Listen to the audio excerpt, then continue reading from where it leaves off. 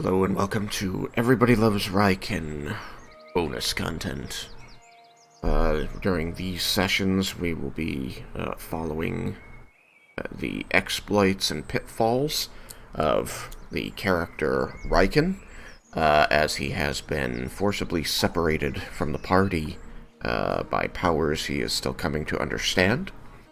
Last time we met, Raiken was made to greet and then meet and greet reversed, a bunch of ranking Fey nobles in an attempt to impress them on behalf of Zintharmil. He had some very interesting experiences. He lost some very interesting experiences. But it did seem that Zintharmil was grateful to him for preventing the enemy Fae from ruining the party, and was also grateful for all of the information that he was able to gather on these potential allies. As he investigated the wants and desires of these guests and evaluated in his own right how they might be able to help Zintharmil achieve his goals. And so we left off with that conversation between Raiken and Zintharmil.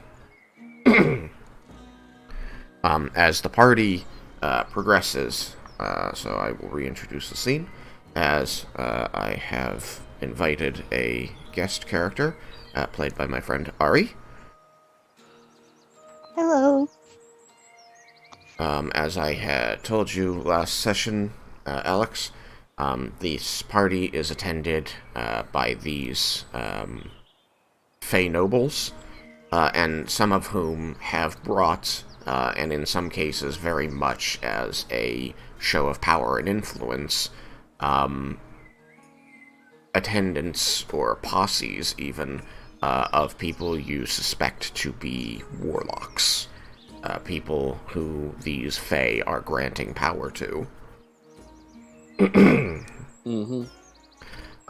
So to start this one off, I will tell you that at this point you are aware that several of these humanoid warlocks, who appear to be largely elves in this case, are gathering in different places around this structure you know as Autumn's Elegy, and conversing often in hushed tones.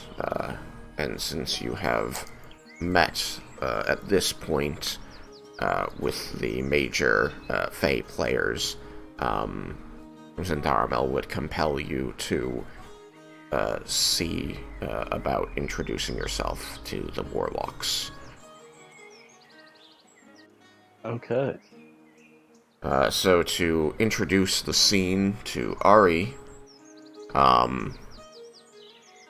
your character will have been summoned and brought into the Feywild by your patron.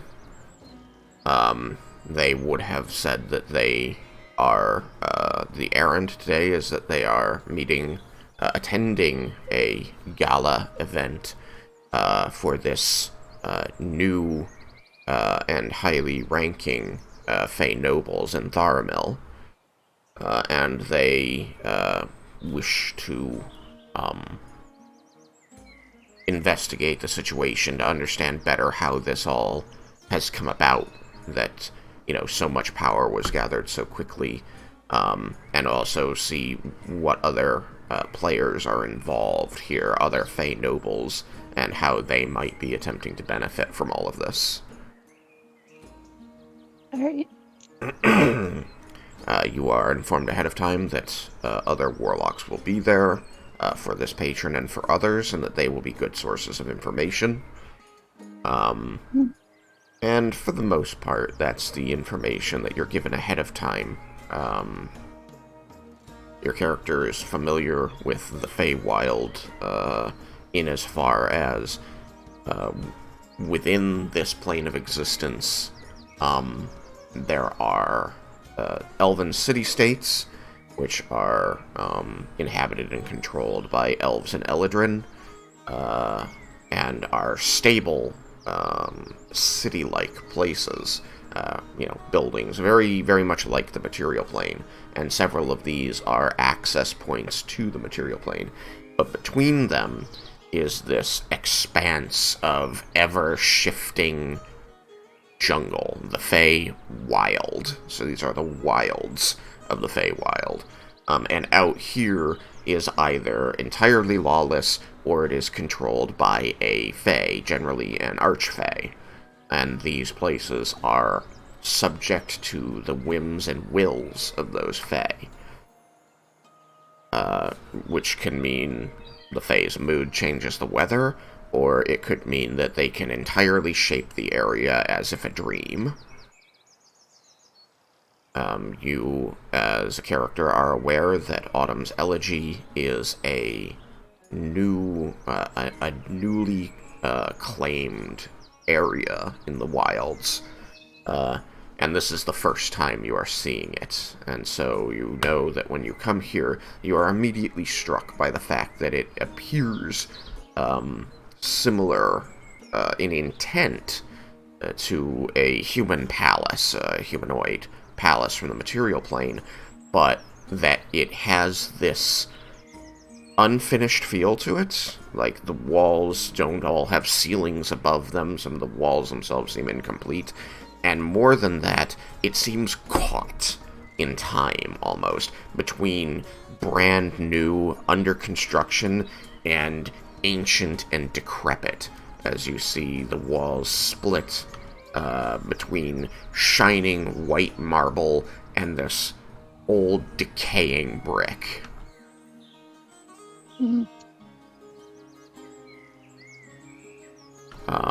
Another thing that you notice as you spend your time meeting with these other warlocks and observing the Fae in their element is that this central courtyard of the area is rife with plants and small animals, and that the Fae, as they go about their business of meeting and greeting and exchanging stories, threats, agreements, it's hard to always know exactly what they are discussing, that they are just randomly reaching down and picking up small animals and then devouring them.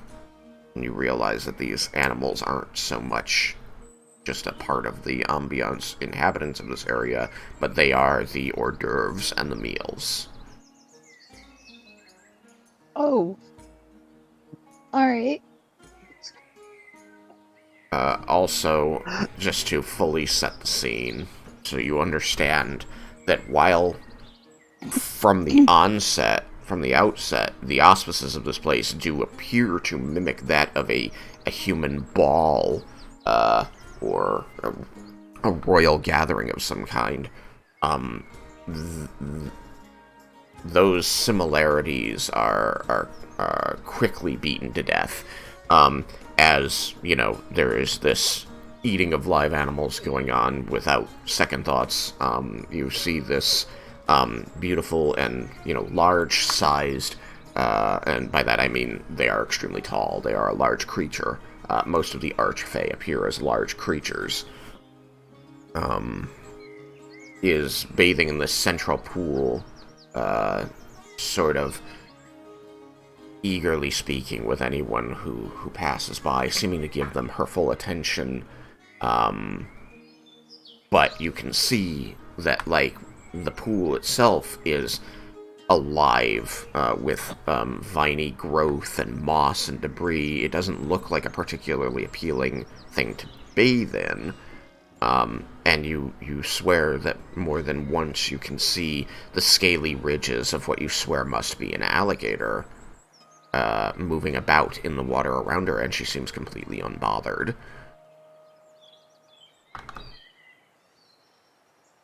Alright. Further to that type of extravagant behavior, you notice that while many of the Fae, both noble and lesser, are engaged in forms of conversation, many are engaged in other forms of communication, specifically very lewd sexual acts, very openly congregating in this way. And no one else around the party seems bothered by it. Some watch jealously and seem eager to participate themselves. Good old orgy. Good Oh, old God. orgy. Oh, boy. So, I want to make it plain that while this event feels very much inspired by the human events, balls and galas and dinner parties, the events therein are completely alien. That you cannot imagine a place where these things might happen so readily and openly.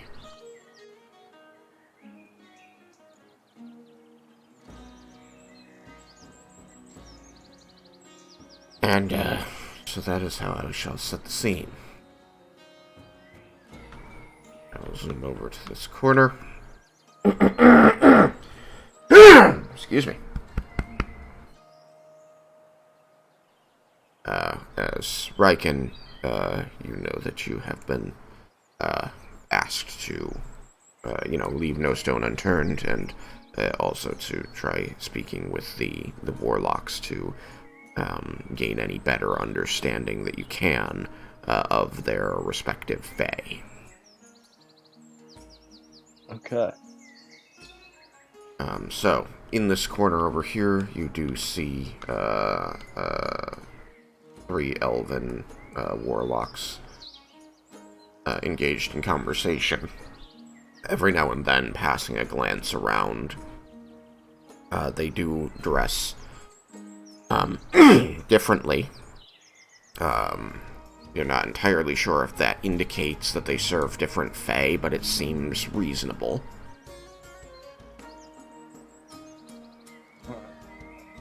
We will approach the group. Okay. And as he approaches, he will he'll say good day or good night. I don't really know what time it is at this point. How are all of you enjoying the festivities? At this point, Ari, you may describe the physical appearance of your character. My character is on the shorter end. She has medium length silver hair, pale green eyes. She looks young. Not as young as Leah, but she looks very young despite her being an elf.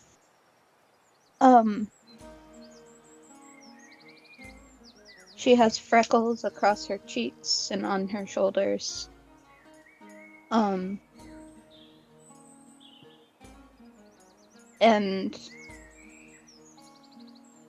when she looks to see who is speaking, you can see her neutral expression is more... I don't know how to properly put it, but I believe, more leaning on the sadder side of neutral expressions, but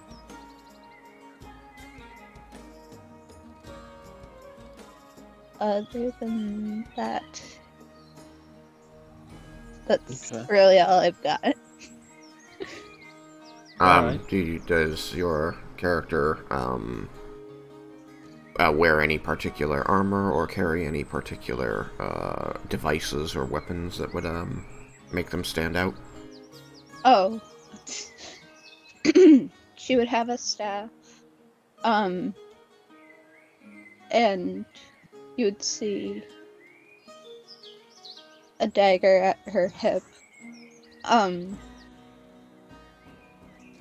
She is wearing leather armor, though. Okay.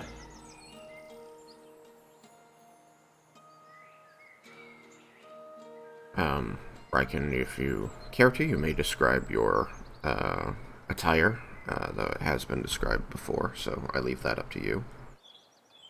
Raiken is wearing,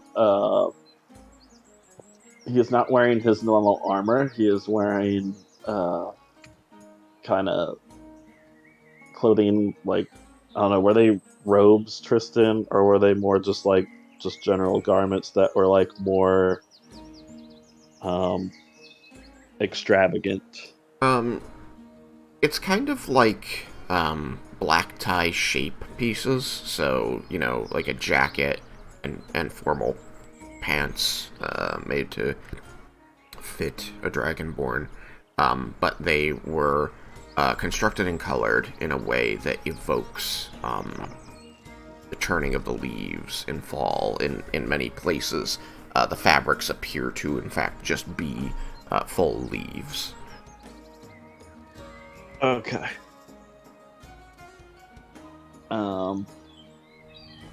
He still has his axe though. Kind of like, I guess I don't. I don't know where he's putting his axe. His I axe is mean, typically on his back, yeah, but well, you I could don't still know if have the that's part of it. sling. Okay, so he still has the sling. Um,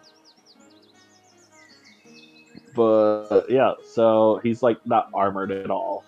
But just based off his appearance, the axe, like it's kind of clear that it probably is not a warlock like a lot of the people are here. And they do seem to notice that pretty quickly.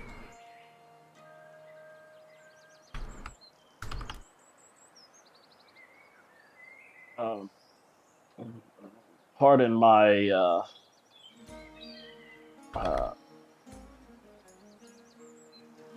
behavior. I forgot to introduce myself. I'm Raiken of House Lumos. I am here um, with Synthermil, hosting this party.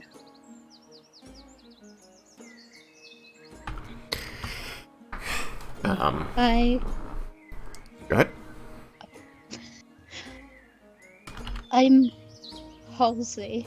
It's a pleasure to meet you, Raiken. Just so I get it right, it's Halsley. Halsey. Okay, Halsey. Okay.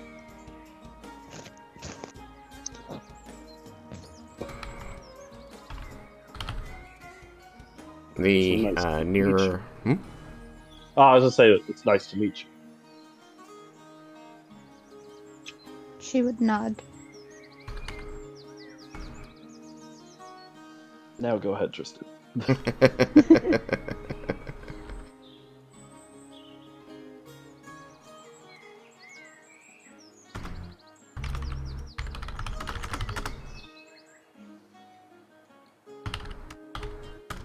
Tristan. A moment. Oh. It's like, oh no, did we lose him again like last time? No. I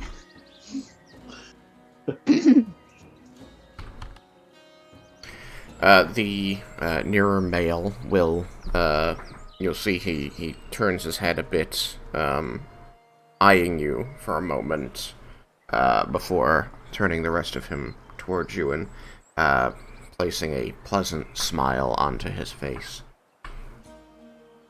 He seems to look you up and down, a moment before he says, Evander Loresium, and I am here on behalf of Lord Silvervine.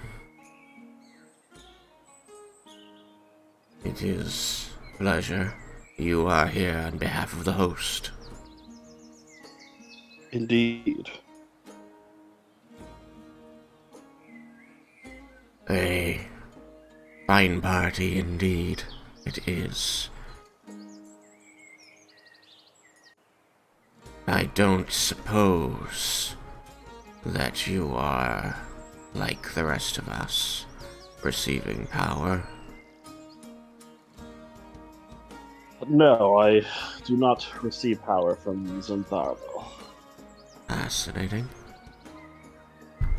Apologies, he tilts his head forward slightly and turns toward the other woman, who smiles pleasantly at him before turning toward you. Says, You may call me Alara Varelli, and I am here on behalf of Baron Avarice.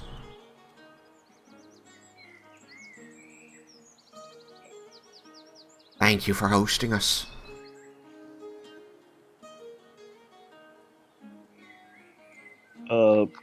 It's my pleasure. I'm glad that you all are enjoying the festivities. They, the two seem to cast their eyes toward the entrance to the main hall that you came from.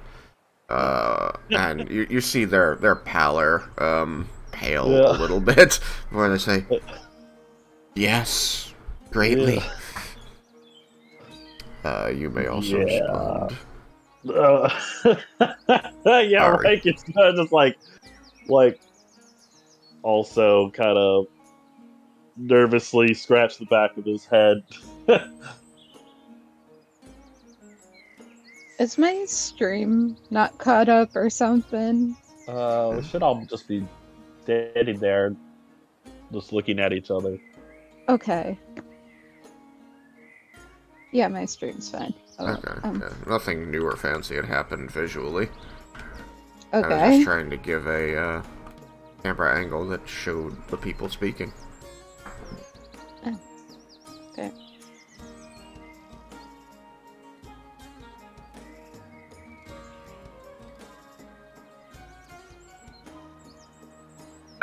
So the question was, are you enjoying the festivities, Ari? Oh.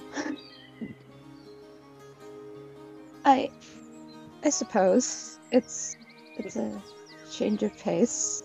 That's for certain.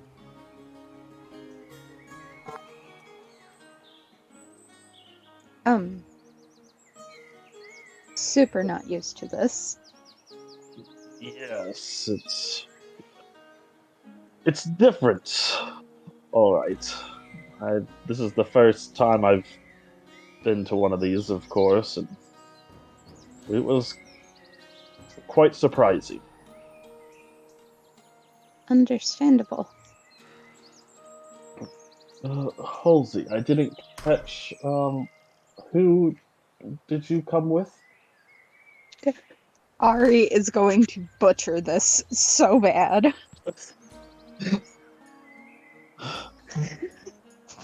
I have faith in your ability to butcher it badly. I am here on behalf of Baroness. Oh god. You said it earlier too, Tristan! I'm here on behalf of Baroness. I'm so gonna fuck this up, oh my god.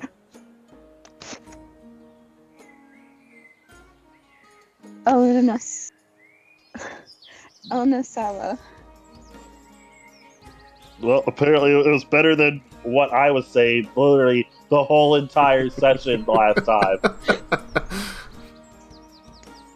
I just didn't want to make you feel bad. I want to be corrected so that I get it right. Elana Silva. Elena Silva. Elena Silva.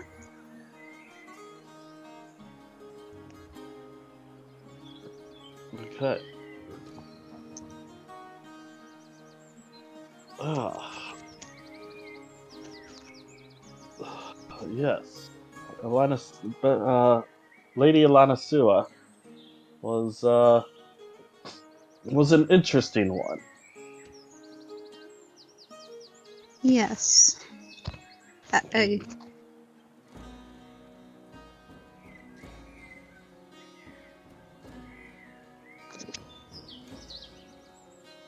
I'm still very confused as to everything, but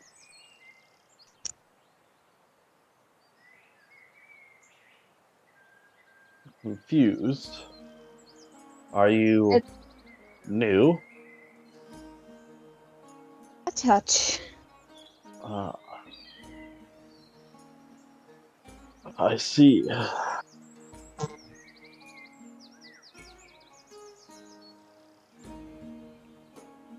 Well, I guess I could say I'm new myself, though I guess I'm a little more used to the Fae and kind of just because of my adventures. He would raise an eyebrow. I mean, I can't say I've seen a lot of Fae, but um, I've known Zintheramel at least for a little bit now, and just because of my adventures, not too much surprises me. I Uh, see. Evander will kind of work a smile a little. I must admit some curiosity as to what kind of interactions you've been having with Faye that would cause you to be at this party representing the host if he is not granting you power. Um, well, I have a daughter who is uh, technically getting power from Zintheramel. I am. I agreed to be one of his knights in order to protect her. You actually see his eyebrows both rise as he widens his eyes towards you, understanding dawning.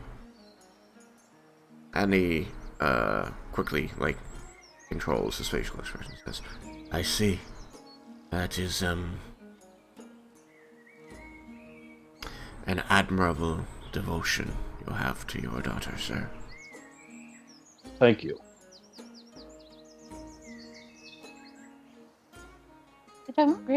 I don't really see you as the kind of person, at least based off first opinion, to have a daughter. Interesting. Uh, well, I kind of adopted her. I see. All the more admirable. Children should be protected, should they not? Most definitely. She can take care of herself pretty well, but I just over time I got that attachment to her, and so now I want to do everything I can to protect her and make sure that she has everything she needs. Alara will tilt her head and say, Did you encourage her toward this pact, then? Give her the power that she might need to protect herself? Took the words right out of my mouth. No. She actually came to us actually in a pact with a fiend, and then over time, she she and the party learned of the fiend's terrible doings, and she ended up finding Zintheramel and switched over to a pact with him. Alara passes a look around the group.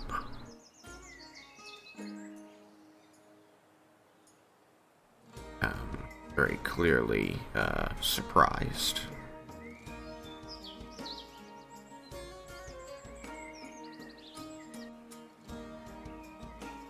In the silence, Avendare will say, "It is not common for pacts to be broken and new ones to be formed. It is interesting to hear of such an event. Well, Did you destroy the holder of the original pact?" no, we have not. It seemed to the reason she was able to was because of Zintharamel's protection. Um, as far as we know, the fiend is still on the loose and possibly could be planning its retaliation, which is just another reason why it was important for me to become a knight for Zantharamel. You should probably destroy that fiend as soon as you can. Well, that would be good, but we don't know where it is, and we've also got other things on our plate. Uh, us meaning the group that I travel with. I don't know if any of you have heard in the material plane that the dragons are rising again. Oh, believe me, I'm far too aware. Well, our plan is to stop them, so that's kind of our main priority right now. And do you know what they intend, where they are? Says, I don't mean to, second guess you, but they're dragons. They're very powerful. And if my understanding of the situation is accurate, these are more powerful even than that.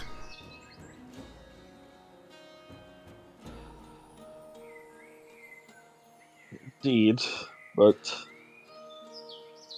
until, I mean, we're hoping to destroy the dragons or put them back to sleep. We don't. We haven't fully decided yet, though I'm on the side of destroying the dragons. And then, once that's taken care of, or possibly in the middle, we've been interrupted many times. Um, that fiend might return, which we will take care of it then. I have to ask simply because you seem to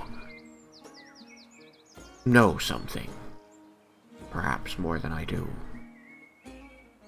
Do you know where these dragons suddenly came from? They were brought back from where they were sealed. Sealed. Yes, they were sealed in scales and released. Sadly, by my brother. Why would he want this? Go ahead. Sorry. Halsey would just. I'm sorry. Your own brother? Yes, his intentions were of a good nature, but it was terrible methods and planning. He wanted to unite the world, and his thought of doing that was to release a an enemy that would be strong enough to force the world to unite together. I Well, he might succeed in that. Well, he might succeed, but it doesn't matter if the world's united when it's completely destroyed and everybody's dead.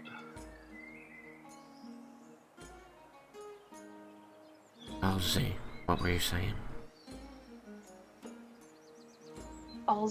Halsey just has a look of disbelief on her face. I, I just, oh,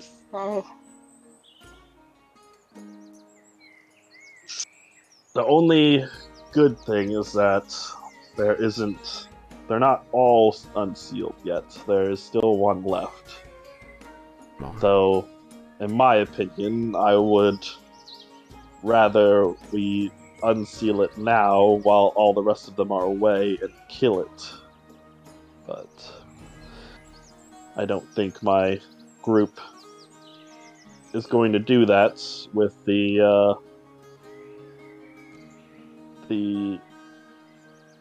other group that's protecting that scale right now. We would have to fight them to do it. Why would this other group protect the scale? They're protecting it to keep it from being released.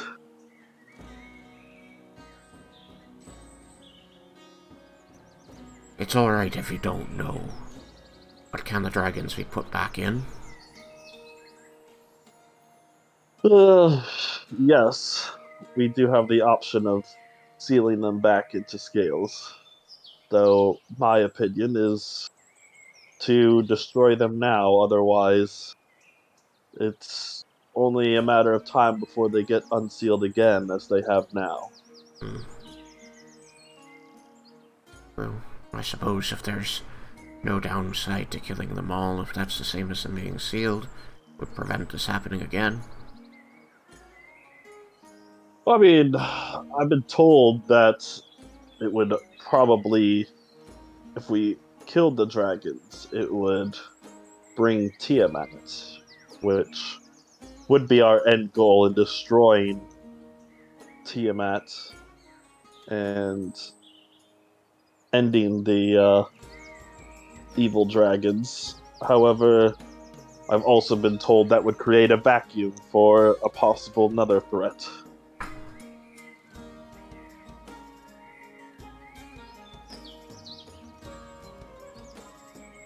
not another threat.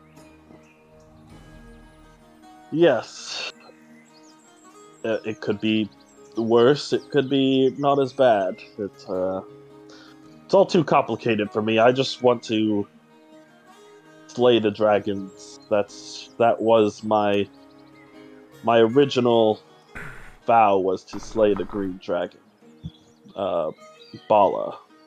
But now it's become more than that. I want to get rid of all the chromatic dragons and Tiamat. Alara's nodding along.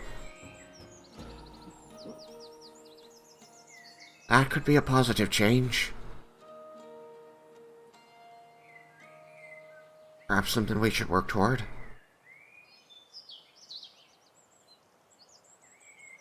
Yes, and whether or not another threat appears in the vacuum left by that,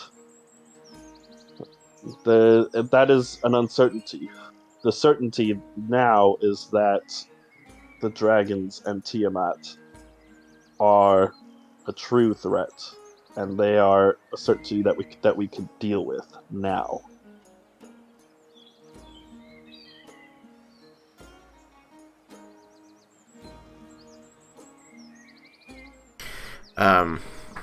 Evander looks, very uncomfortable with all this talk.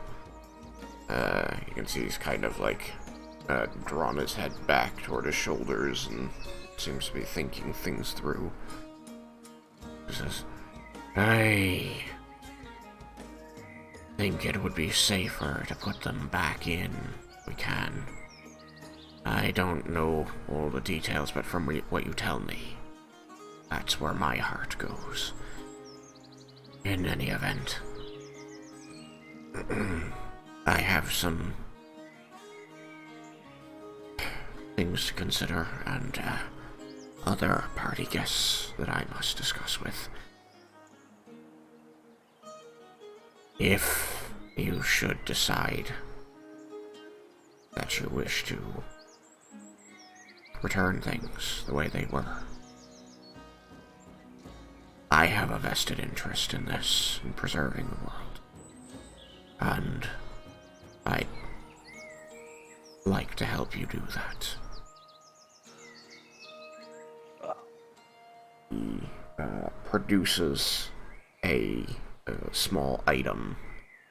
It looks like a clay ocarina, a child's musical instrument. Says, I know we've only just met, so I want you to understand that I don't usually do this, but it does seem, and he casts a glance around the whole area, that you are embroiled in the heart of things that very much involve myself and my patron. So if you wish for my aid. He extends the hand holding the ocarina. I will be able to respond to this if it's blown anywhere on the material plane. Raiken will slowly reach a hand out and grab the he'll grab the ocarina with one hand, but then he'll actually reach out with his other hand and like grab hold of Evandir's hand, kind of like as in like a handshake. That is interesting because he was actually going to do exactly the same thing. So you end up in this like, you quickly reach out and you find that you're grasping each other's wrists like suddenly, and he kind of looks up a little bit in surprise. And like, he kind of tugs away at first, but then he realizes slowly that you've done the same thing he was going to, and you kind of see that little quirk of a smile come back. And so yeah, he'll kind of like shake his I guess arms since they're grabbing the wrist once, and like nodding and be like, "Thank you, Evandir. I know we have just met, but the fact that you have taken such an interest in this and are willing to offer your help means a lot to me." He, seems to be considering things. Almost like he was about to say something, but then after you've spoken has decided that what he was going to say is no longer ideal, and is now trying to choose new words. And after a short but awkward moment of just grasping each other's wrists and hands, he finally says,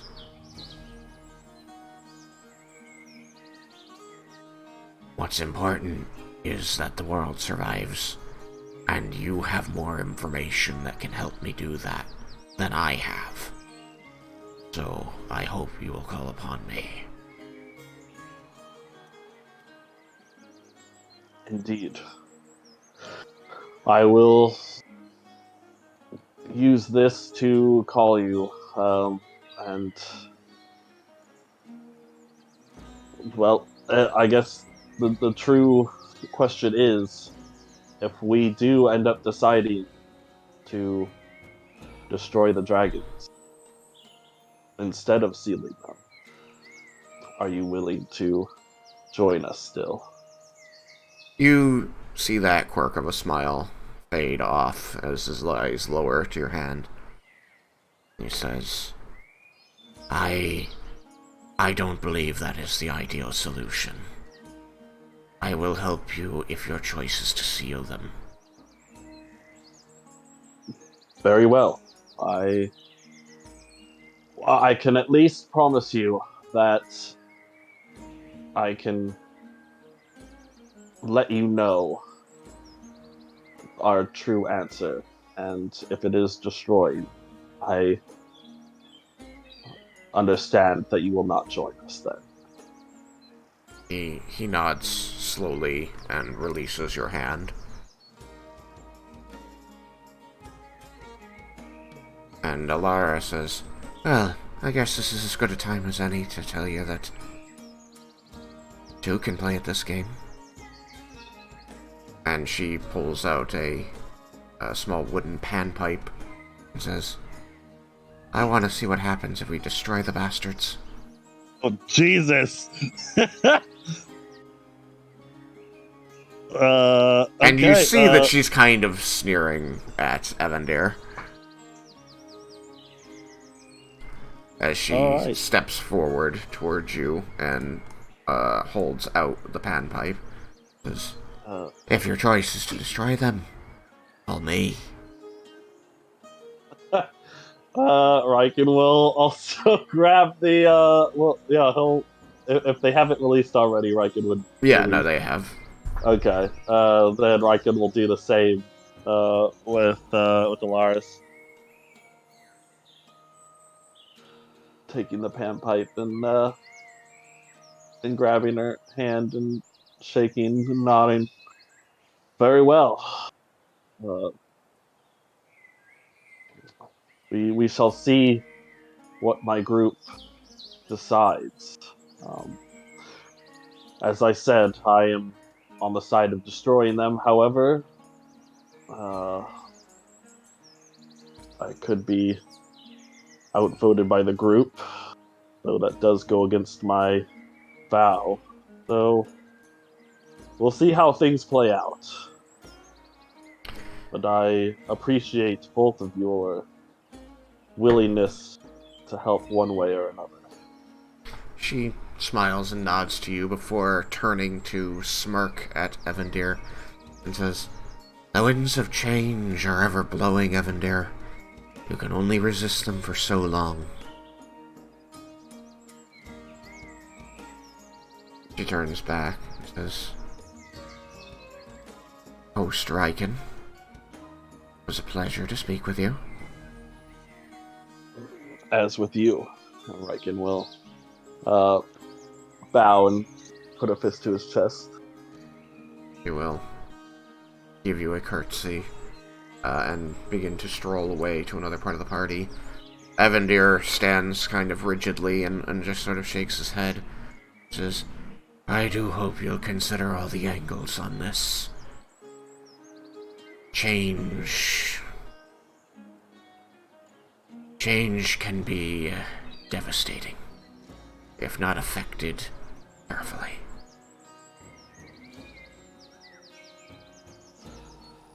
That is what is making this a tough decision for my group, Evandir. So, do not worry, we are not taking things lightly. I worry of a great many things, but I look forward to word of your decision. If you'll excuse me, Host Raiken, Lady Halsey, Ms. Halsey, excuse me, you would not say lady. Mr. Evandir, he will do the same thing as he did with Alaris. And he's going to drift away. Up over this pillar, apparently.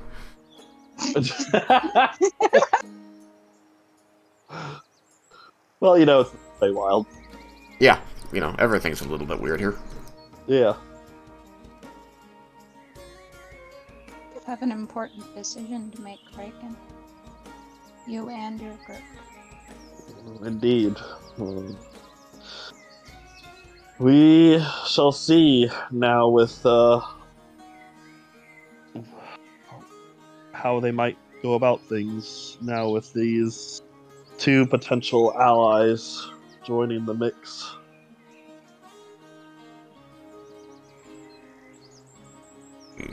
What are your thoughts on the dragons? On what you should ultimately decide. Indeed. I personally wish not to have any influence.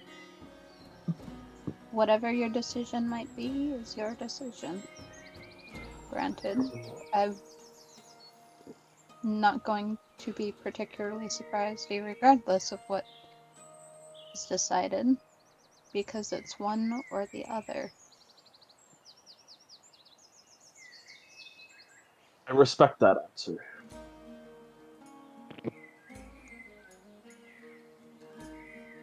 Sometimes it's best not to get involved. But fortunately, that's just not my way, or my group's way. It's not the fact that I don't want to get involved, it's the fact that something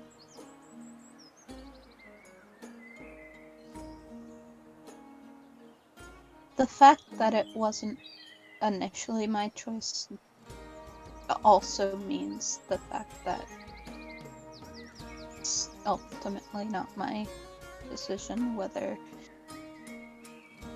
it should happen or not. As much as I wish I could say I would have influence here, I don't.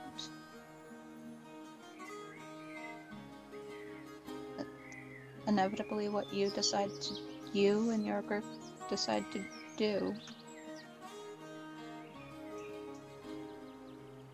regardless. I just wonder what my group is doing right now without me. They must be crying their eyes out, knowing that their fearless leader is somewhere in the Feywild. Or they're on their way to save your ass. Food for thought. They should know they don't need to save me. I have the power of Cord on my side. Power of Cord. Yes, that is the god that I worship. That's the god you serve, and instead of making a true pact with Zentharmel other than the fact that you promised to keep your daughter safe. Yes. I could never turn my back on Cord. And I believe Zentharmel is aware of this and is okay with this. As he is still getting my services, and it still allows me to serve Cord in the fact that Zentharmel, I helped Zentharmel with taking out creatures and enemies that might attack him. And how did you manage this?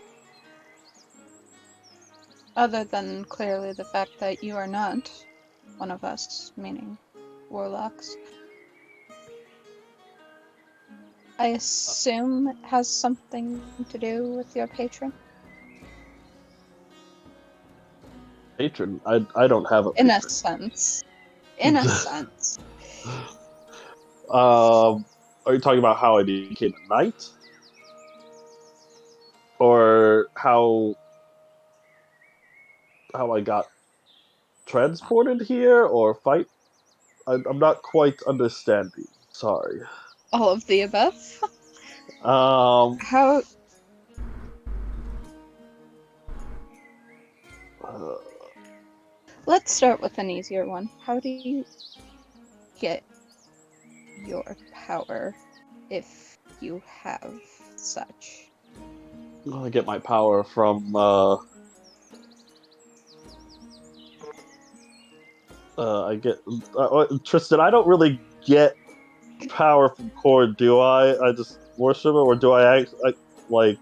The power of the Okay, oath you swore. okay, the power of the oath, which I mean isn't really from a god. It's just from my oath. The power itself is not from a god. It is you have sworn to be someone, and the energy of that promise to yourself is what empowers your abilities. Okay, It is something so that is transcendent of the physical world, because it is more than just I promise to do better, I'm going to, it's not something that simple. okay. Um, yes, I don't get my power from anybody but myself and my desire, my will, um, my my true vow that I have made with myself and the world.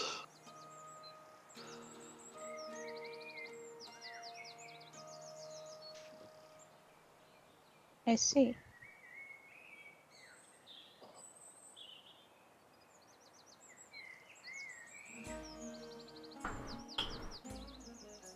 Which is why I can serve Cord as my true god, but also serves in Theramel as a knight. Neither of them really give me my power, but it also helps that neither of them contradict each other.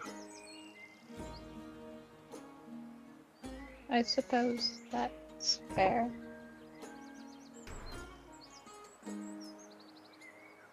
As for being able to come here, since I agreed to be one of his knights, he does have the power to transport me here to the Feywild. Aha, so you got pulled in unwillingly. Um, yes, it was kind of in a tense moment. Uh, actually, around the last scale that hasn't been released yet. Just told me that he needed me and whisked me off. I only got to tell my group that I'd be back.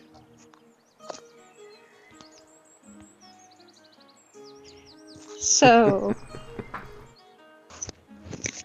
he just decided at at a point that you were just going to be pulled away from one of your duties.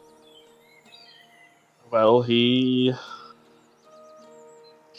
needed me to help protect the area the before this extravagant party. I see.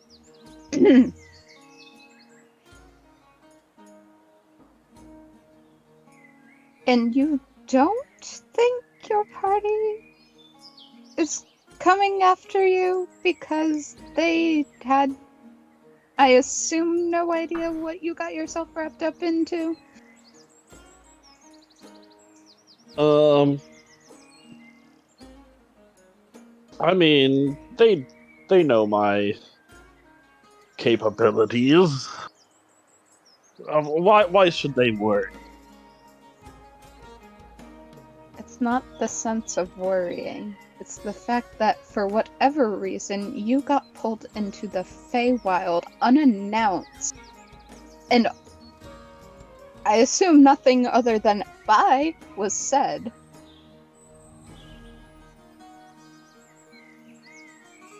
Okay, I see your point. It's But, I mean, I told him I'd be back.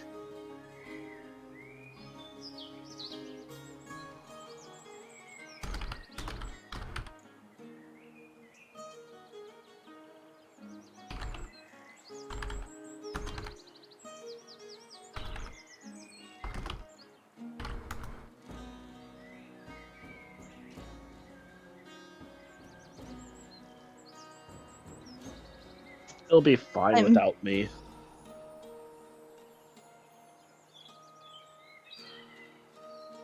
you see a very, very unamused look on her face. How do you think your daughter feels about this? Hmm. I mean, again, I said I'd be back. I'm not abandoning them. Still, if I was in her position, I would be very, very upset. Well, to be fair, it is going to be a very interesting situation because she does not know I'm actually a knight for Zentharamel. And I've been told that she is still not allowed to know. She's not allowed to know? Zentharamel doesn't want me to reveal that I am a knight of his for whatever rhyme or reason. That is his ask, is that I would not tell her. I see. Are you conflicted by this? Do you want to tell her? I don't necessarily see what is wrong with letting her know that I am one of his knights, as considering that he is he is her patron, or is that correct? I can't remember. He's her patron. Okay, I was getting mixed up between like what Lorelai is and what Baron was as compared to what Oh, no, Zentharamel Lorelei is a familiar. Okay. She is a fae that serves Zentharamel in his court. Just like you are a dragonborn that serves Zentharamel in his court. Okay. But yes, considering that he's her patron, I feel like it would be nice for her to know that I was a knight, but I don't want to go on against his wishes, and I also don't see the harm in necessarily not telling her that I am a knight. It hasn't really been much of a deal until now. You're going to feel a spark of pain in your back. Gosh! What was that? You turn and find Lorelei, floating in the air behind you. Lorelai! How nice of you to join us. She's going to drift over and land on your shoulder. She is, as I said, larger than she was before, so you actually kind of feel the weight of her there as she gets very close to your ear hole. Says, "What are you doing?" I'm making conversation. By revealing all of the intricacies of your relationship with our lord? I mean, Halsey doesn't seem that bad. She serves another Bay. Anything you tell these people about Zintharmel, while it could help him, could also hurt him. And by extension, us.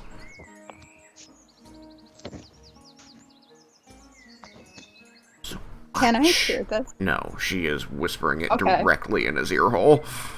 Okay. Raiken's basically just hear one side. Yeah. Just, I'm making conversation. Yeah, Raiken's gonna be like he's not gonna be like super loud, but like Halsey can hear him at least. He's gonna be like, these stupid intricacies of the Fae are ridiculous. I don't understand why people just keep backstabbing each other. You come from a world with kingdoms and armies, right? Yes. The rules here are pretty similar. It doesn't seem quite as similar. It seems a lot more secretive.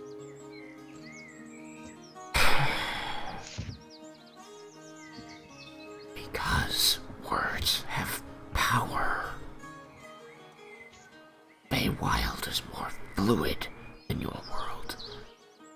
In your world, you can't ruin someone's existence by talking about them. But you can do that here.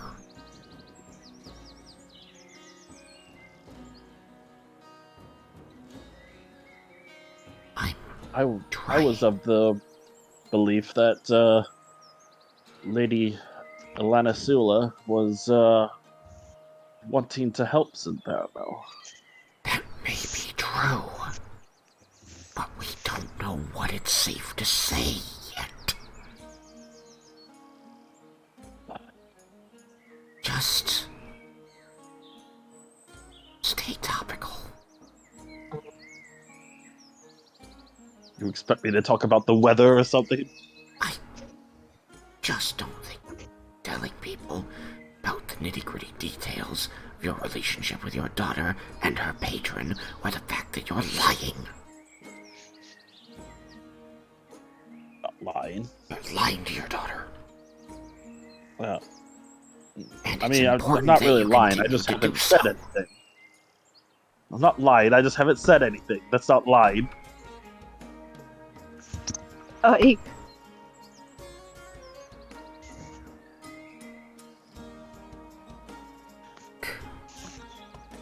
I'm not your enemy, Raiken. I'm really, really trying to help you. That's all. Just be careful about what you say to who. I believe that you already had an issue with the mistress.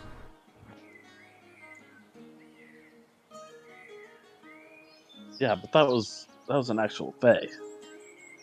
This person serves a Fae. They don't have the powers that Fae has to twist your words instantly into a problem. But they are a person who can use it to strategize a way to destroy you. Fine. You're otherwise doing a great job, really. Everyone is having a good time, and everybody thinks very highly of Zintharmel because of your loyalty. Good job. Don't endanger yourself by telling people that your loyalties are split.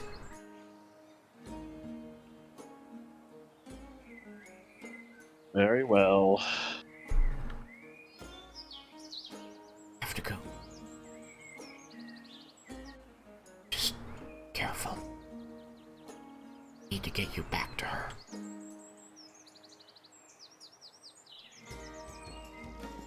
Indeed. How much longer is this? I don't know. We've only just got here. just got here. Yeah, Seems like it's been hours. a few minutes maybe. What? Oh, the Feywild is so messed up.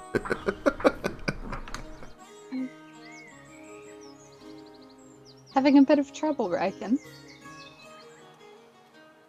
Yes, it seems like it's been hours, but apparently it's only been 15 minutes since I got here. I see. Time is just so weird here. Time is extremely, in fact. Who's your little friend? Now, this is Lorelei, another knight of Zentharamil. Laura. Pleasure. I am Halsey. She, like, suddenly straightens, looking over at you, seeming surprised to be addressed. She clearly, like, casts a glance back at the side of Raiken's head before fluttering into the air over to you, adopting a curtsy in midair before you. And says, "It's a pleasure to meet you. I am Lorelei, servant of Zentharamil, and I welcome you to his court." Well, thank you. Please enjoy the refreshments and festivities. Avail yourselves of conversation with any of the guests. I will. Thank you, Lorelei. He's going to nod her head deeply once before turning back toward Raiken a moment, and you see just has this, like, deep look of don't fuck around on her face before she flutters off.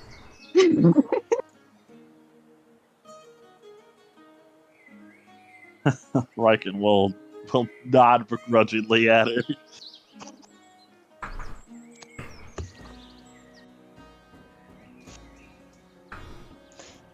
Something I should know about, or...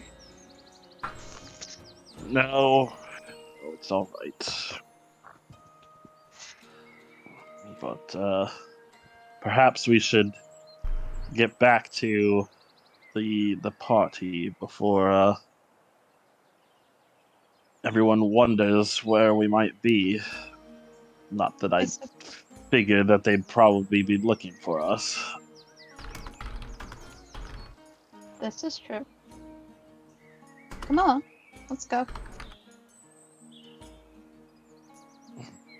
Raiken will go with Halsey.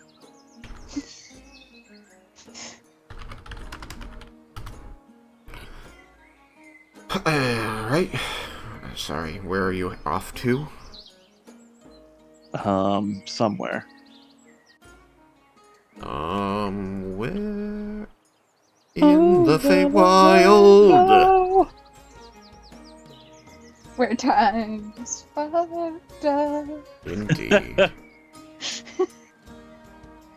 As soon as you, pass the, wall here, you can see, the other, warlocks you'd been in conversation with, speaking to these larger-than-life, persons, the other Archfey. And you still see that now and again, in the middle of a sentence, they'll reach down and pluck up a rabbit or a goat and simply bite into it.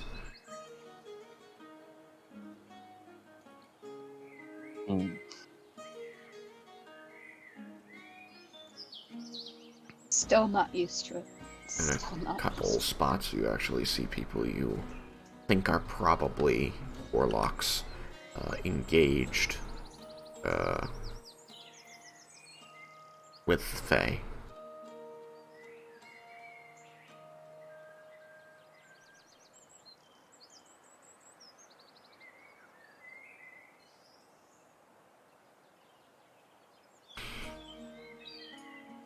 Oh boy.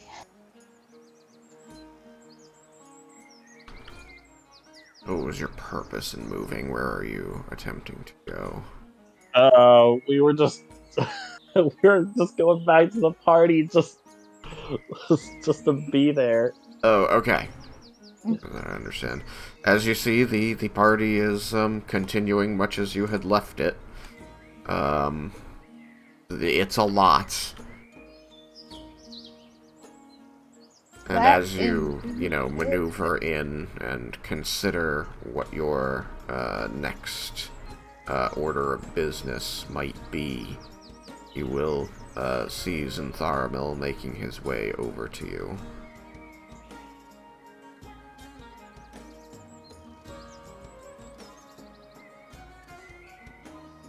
Zentharum, how is the party going, my liege? He's going to be...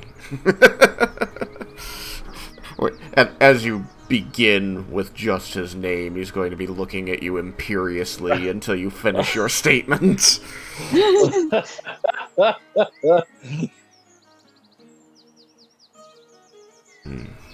I have been told that you have been making strong connections with my guests, which is excellent to hear. I am glad you are being such an attentive host, Raiken. Oh, I try my best at everything I do. That is a quality that I am both grateful for and greatly admire. I am sorry that I must interrupt things, but I need to compel you to apply yourself once again. It seems that earlier was just a preamble, and that's another attempt at disrupting these festivities is on its way. They just never learn. Have many enemies, he says, and as he says so, you can see his, square-pupiled eyes drifting to Halsey and back to you repeatedly.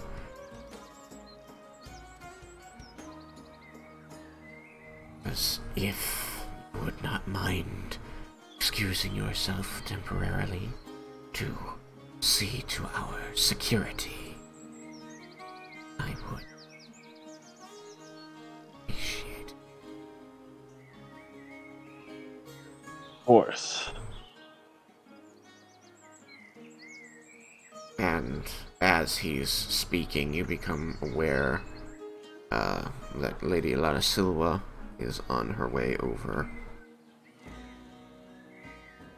She bows reverentially to Zentharamil. Says, "It is an excellent gathering, my lord. But I cannot help but be aware of the situation that is about to unfold." And Zentharamil looks very uncomfortable as she says this, and says, It would please me as a guest of yours if you would allow me to show my gratitude by offering some support. I would like to instruct one of my entourage to assist yours. Surely, one follower would not be viewed as a threat. And there's a long, uncomfortable pause where you can see Zentharamil is clenching and unclenching his fingers as he considers these words. before he says, "It pleases the Lord of this place that you wish to commit yourself, and he accepts this offer of fealty."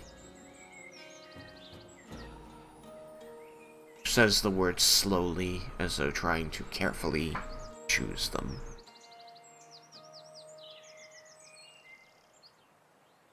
Before Lady Alana Silva smiles, says, "Very good. Miss Halsey,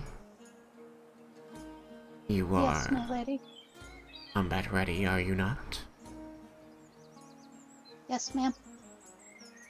And if you would, please assist our dear host, Raiken."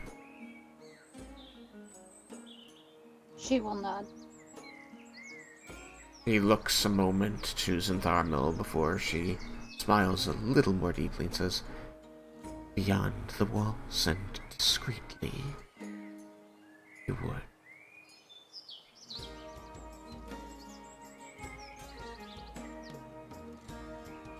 And Zentharmil seems to take the meaning here and nods and says, "Yes, that would be best. As before, I can go. If you could prevent any interference this time."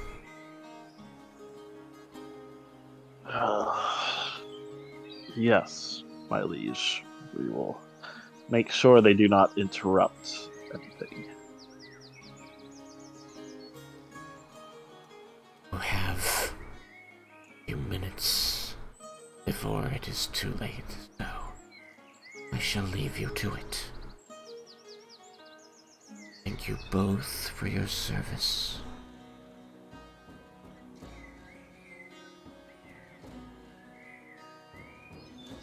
All right.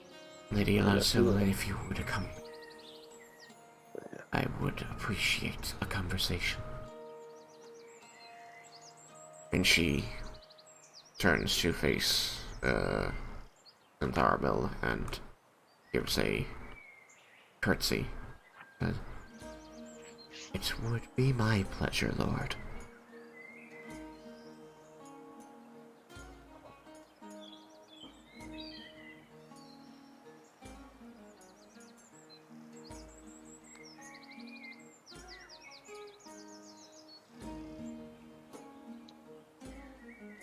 Do I have time to real quick go grab a drink? Yeah, it'd be a good idea to do that now. Okay. Be right back.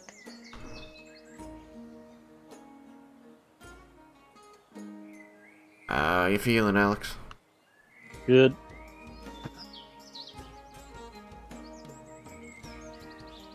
Having a good time? Mm-hmm. We're gonna see how this fight goes out. It's gonna be interesting. They always are, aren't they? Well,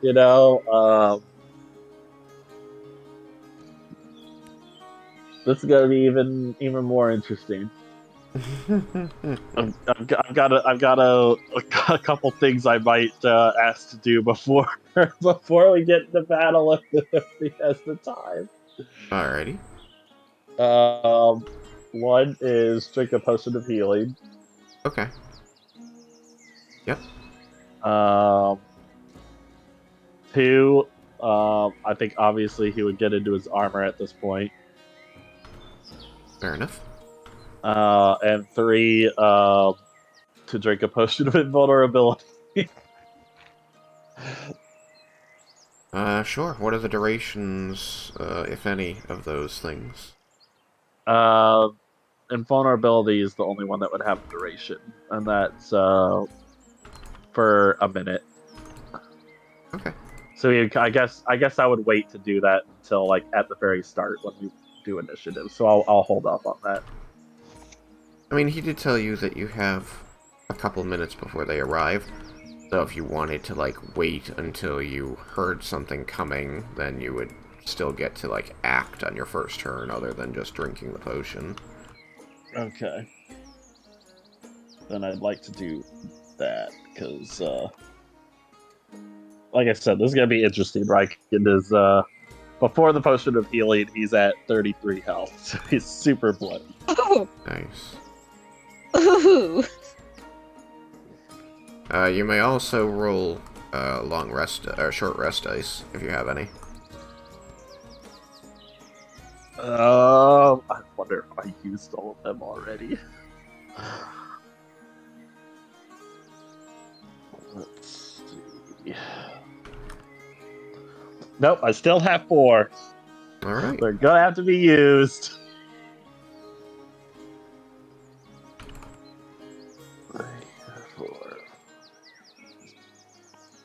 Alright, D10. Where's my other D10s? I think a tree just ended up on top of another tree. Well, you know, it's the Feywild, so... Freaky shit happens. Exactly. Alright, D10. Where's my other D10?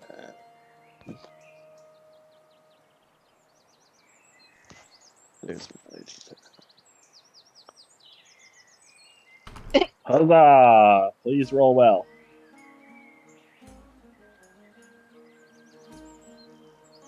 Let's see.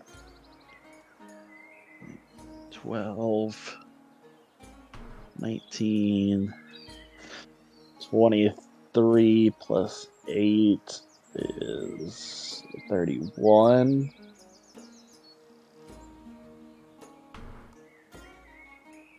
So I'll do that.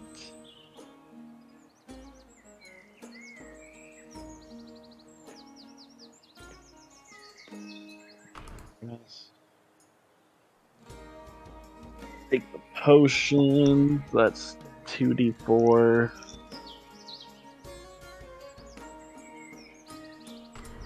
Plus 2. Where did I put the 2d4? There it is. Alright. Oh dear. Well, one was min, one was max. Pull up my encounter here. Oh, the right one.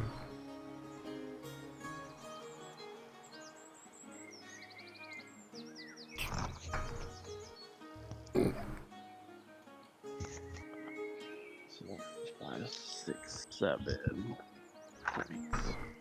Alright, I am over bloodied at least. I am not bloodied anymore. Yay! Huzzah!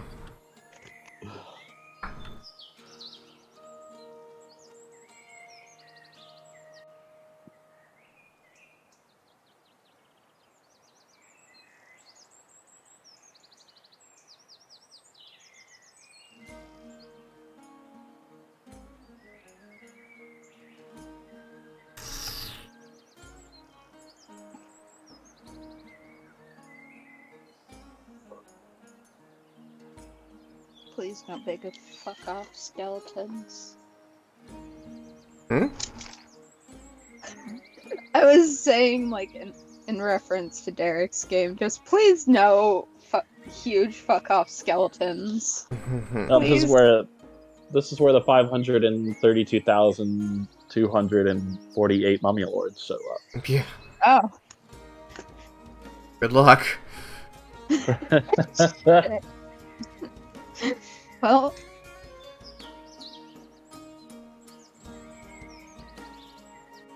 It was a good run. Think of the XP.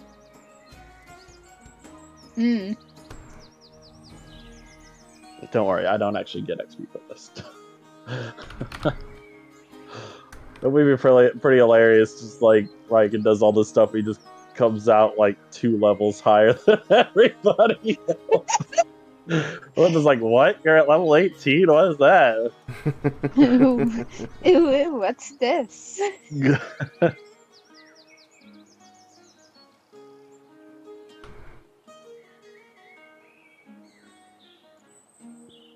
Derek actually hasn't even tried joining. I saw.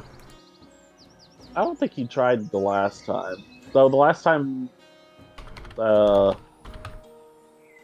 the first time he did try to join, and that's why I told him to leave. The second time, I don't think he joined, and then I think he might just figure that if it's at least me and Tristan were doing a secret one, so he probably just figures that even though. Well, no, never mind, because we're on a different thing, so he'd only see the Dream. Twitch. He'd only see the Twitch, but yeah, he hasn't came in. Yeah.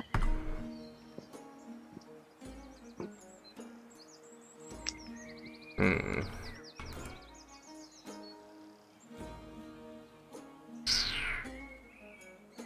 Yeah, I just love how it's a secret. it's a secret one that's not so secret What? because of Twitch. Oh, yeah, no, don't worry about it. I'm trying to get it back. I don't care if you see that, it's gonna appear. Am I not? Okay, there we go. There you are. Well, I'm not talking about the enemies. I'm talking about just that it's supposed to be a secret stream, but it's not so secret. Oh, got you. Bonus content. Haha, it worked. I just think it'll be funny if Tristan posted an announcement when it went live, be like, secret stream. Anybody that's in Everybody Loves Raiken, don't join. Don't view. Don't view. Alright. So, you go beyond the wall on the east side of Autumn's Elegy. Led by Raiken, as he seems to know where he is going. You find yourself at the edge of this thick, deep, varied forest. Part jungle, part meadow, part glade. It's this ever slowly shifting, uncertain what the climate's supposed to be. And you can hear the calls of animals without.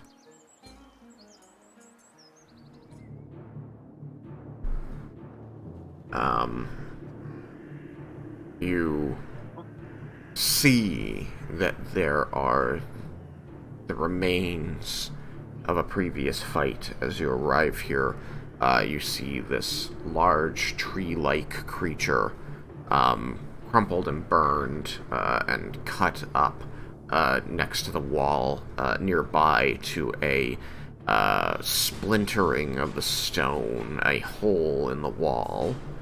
And not far from there, also against the wall and nearby to some damage, as though caused by small picks or nails, are the bodies of pixies.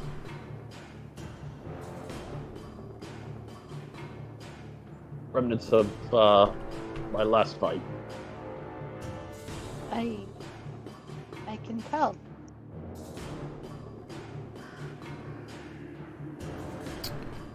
And you did this yourself? Lorelei helped. I see.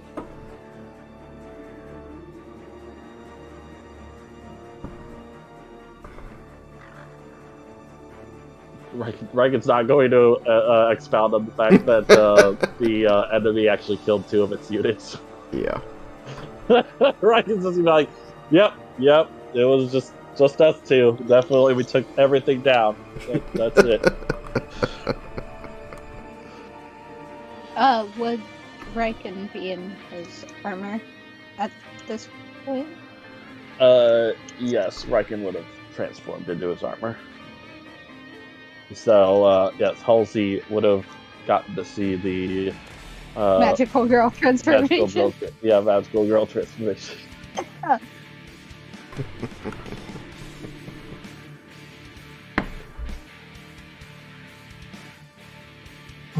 Really unique armor, Raiken. Oh, this is the armor of Court. I can't remember where I got it. As far as I can remember, I've had it the whole time that, pretty much the whole time I've been a paladin.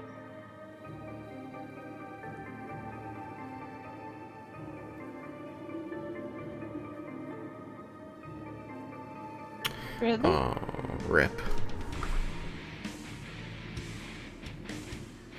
Yes. Been with me forever. Interesting.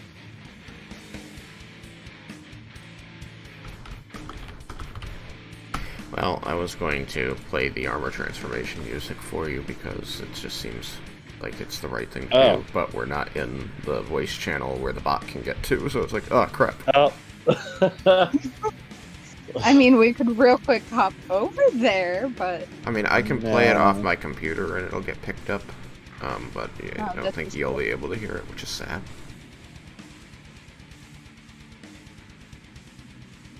But, yes, you do witness as he chants some strange words, and a brilliant column of light obscures his features, the point that he is a silhouette performing martial arts style kata, as pieces of armor appear on his body. And you swear that you can hear this angelic music in the mere seconds it takes for this to occur.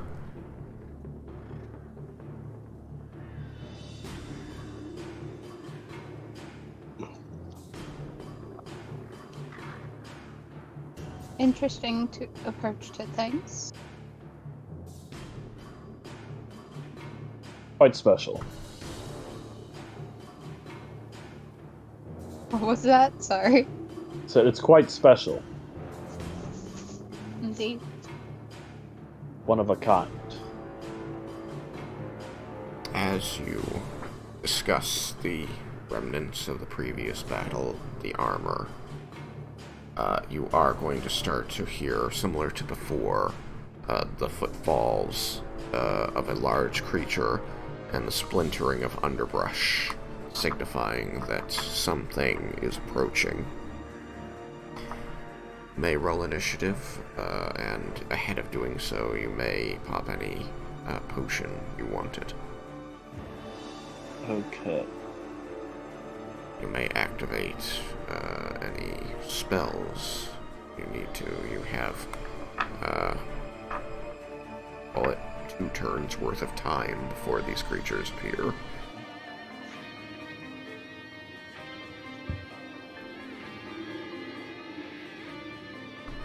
Now I take half damage. How's your health there, Raiken? Are you still hurt? I'm not bloody anymore. Okay. Are you significantly above bloody or just above bloody? I am I'm not a ton over bloody. I'm a few points over bloody, so just I'm above only bloody. Yeah, I'm like 6 points above bloody. Okay. 5 points behind. 5 points above bloody. Oh, you gotta be kidding me! Oh, okay, good.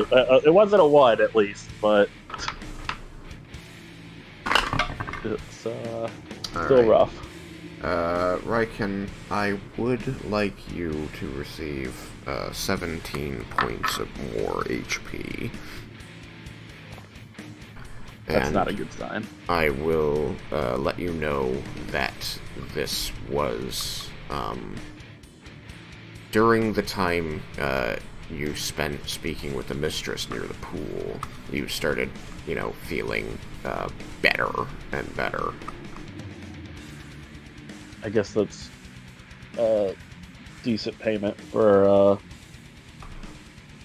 giving up a couple of my stories.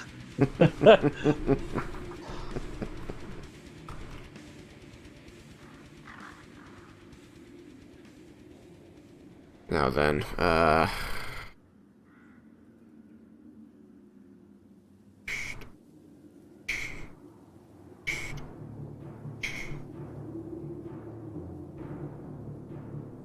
Cameron's here. Cameron! Nice. Hi, camera. Alright, so I'm gonna roll some initiatives, and then I'll ask for yours. I bet Raiken's going last. Possibly. What's their dex? Significant.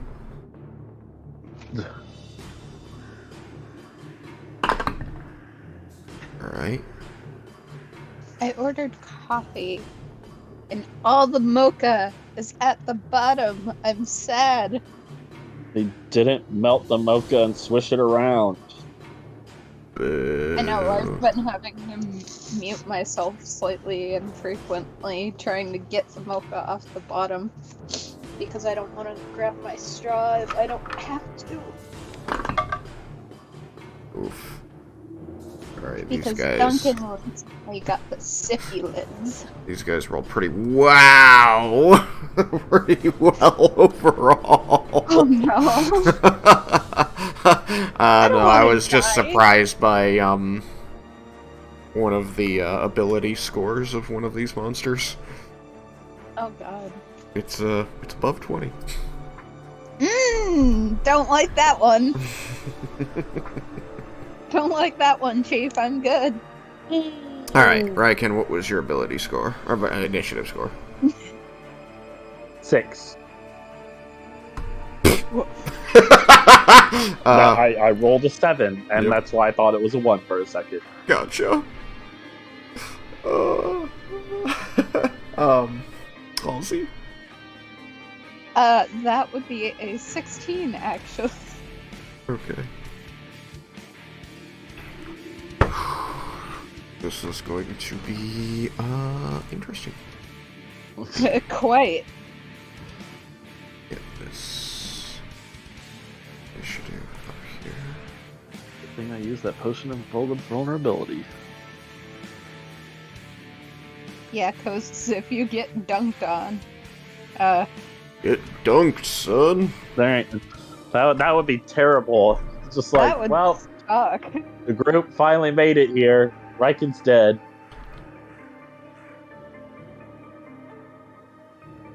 This place is in ruins.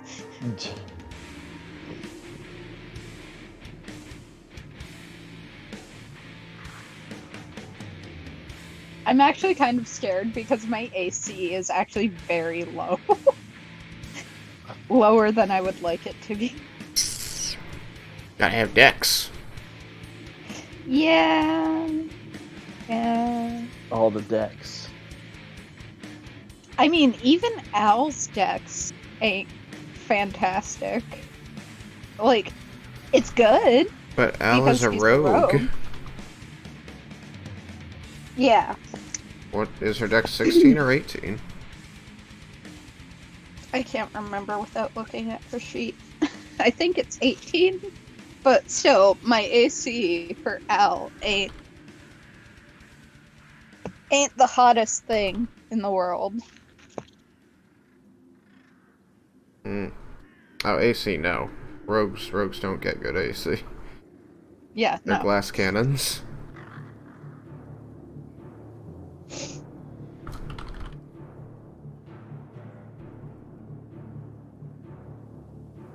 See, that's the downside of drinking a cold beverage when you have terrible circulation in your hands. Your hands hurt after a while. Alright, let's begin to get into this. So, you down your potions, you prepare as you hear the thumping of heavy feet and the splintering of underbrush.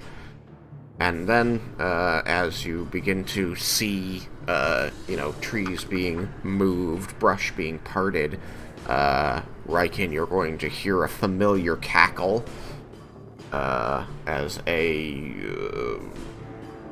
female voice laughs and says, "Now your reckoning comes!"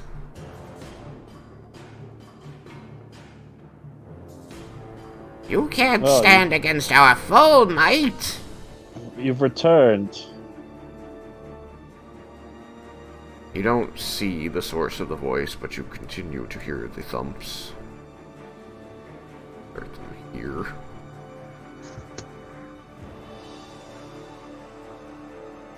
Let's see. Those are fine. So, for the first turn, you just hear the cackling, disembodied voice from the trees. I've returned, but you won't soon be standing. We'll see who's left standing. What is the movement speed of this creature? Whoops, no. Winnie. Oh, okay.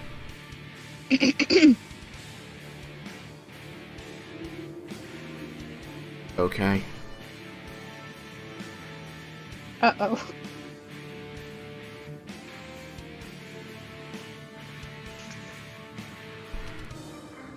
Five, 10, 15, 20.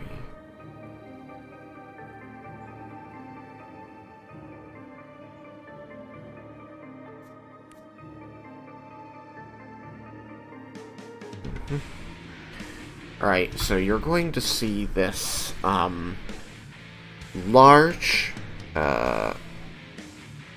person with a humanoid shape, rise up above the branches, moving almost silently through the air. They have, dark and painted, and in some places bark-like skin, but their features are incredibly elven. They look like an elven woman with a shaved head, very dark, like deep blue, galaxy purple skin with these white painted markings all over their form. They are clad in nothing.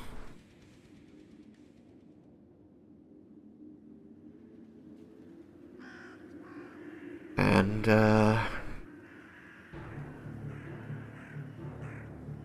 they are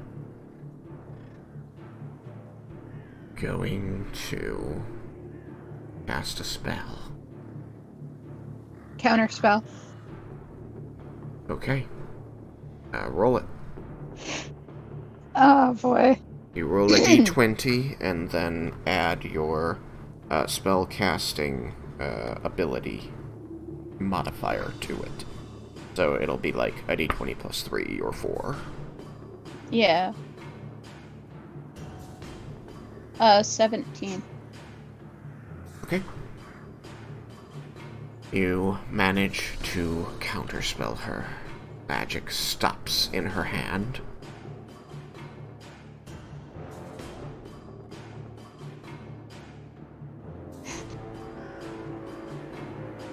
I was very afraid that was going to fail. Woo!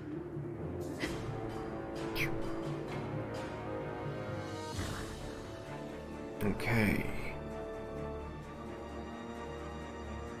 You're going to hear approaching footfalls, much smaller, accompanied by barking, as you hear the leaves and brush being broken. 5, 10, 540.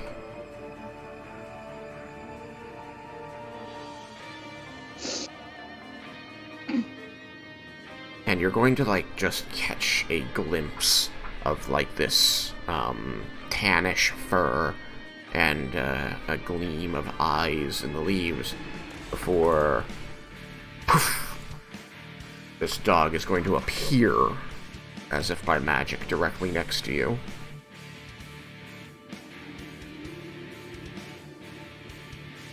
And after it does so, it's going to try to bite you.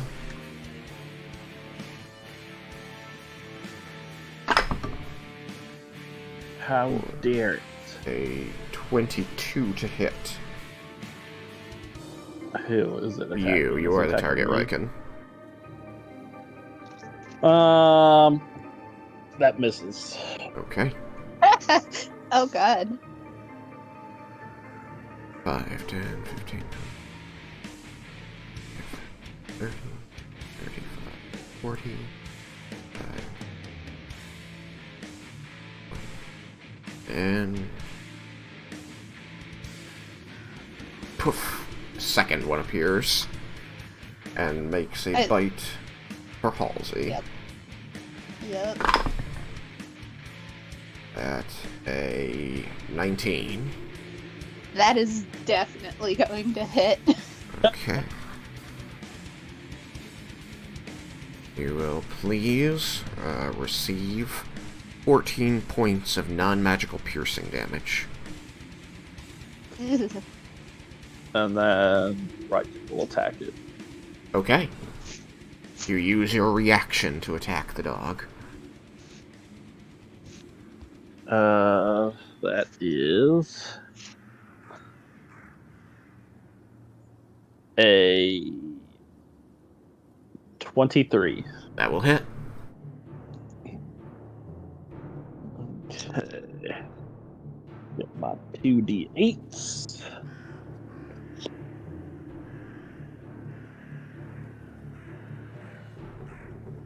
Not using anything special. Okay, so you're just hitting it, getting the sword, Yes. and the improved Divine Smite.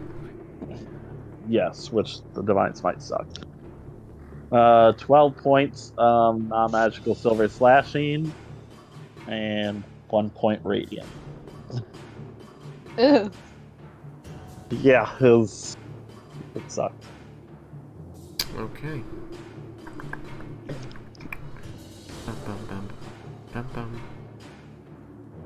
Alright. That one is bloody.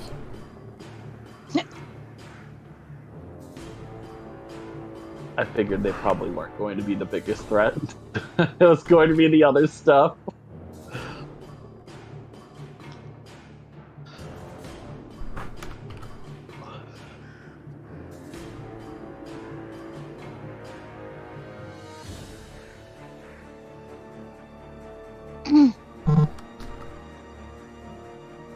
Alright, this way I can keep track of them better. Alright. 1, 2, 3, 4, 5, 7, 8. 1, 2, 8.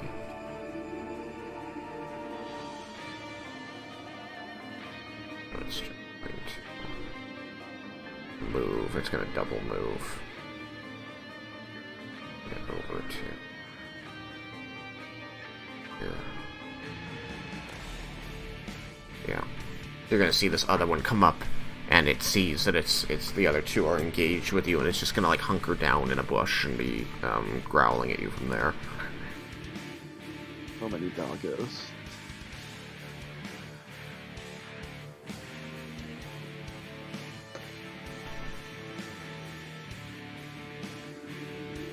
And this one does similar. Hey, doggos. Okay.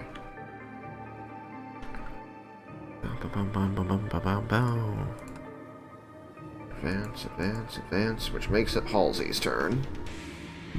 Hey, cool. Being that I can see the being that casted, if I could properly word paint.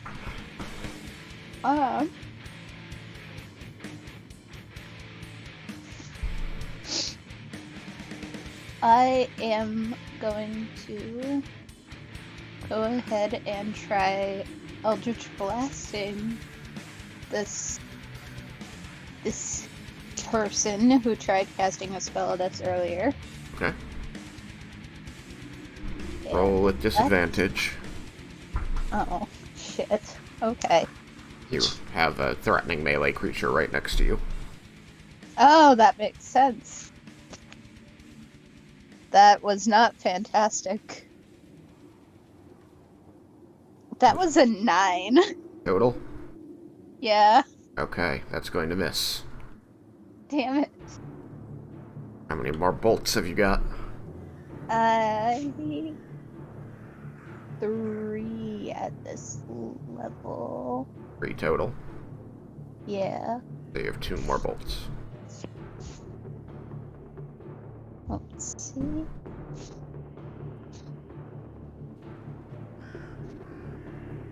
Ah! Why? That was an 8.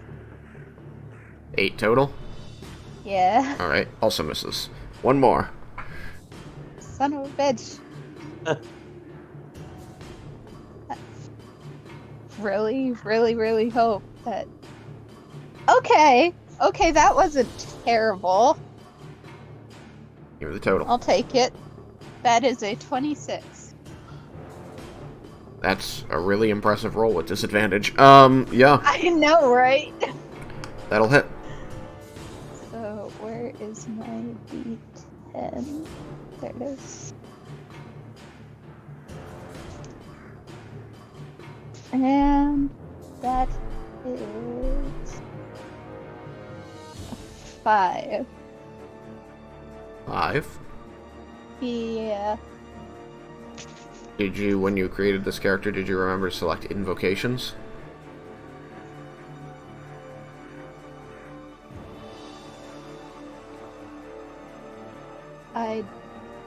Yes. Okay, so you do not have an invocation increasing your damage, it's just 1d10?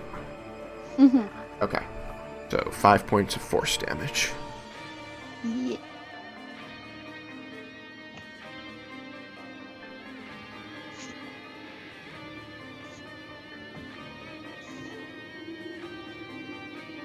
I can't remember if I used Chord's Light last battle.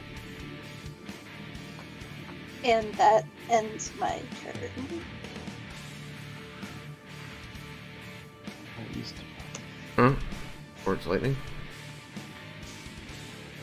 Yeah, I can't remember if I used it or not. I believe... I think you, like, let it out all in one burst, right? I think so. Which means if I got a short rest, I have a chance to get it back.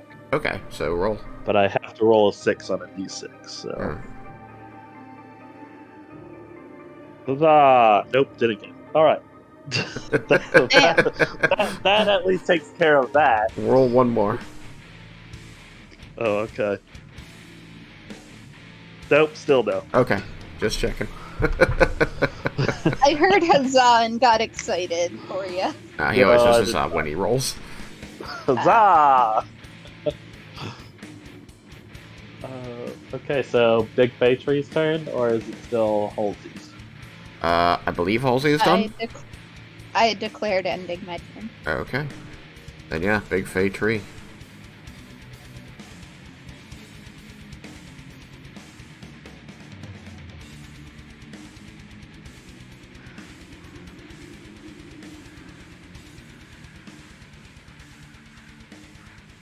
Oof. Oh.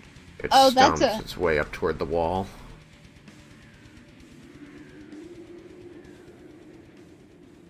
That's another threat that I didn't notice before. And you see as it stomps up, it immediately begins channeling, and you see its fist glowing like it earlier when it clobbered you. Okay. It seems like it's going to lead off that way.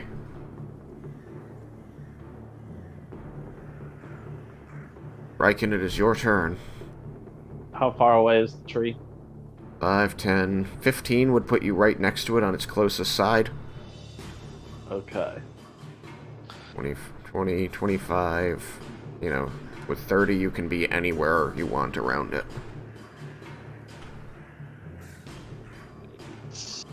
Let's see.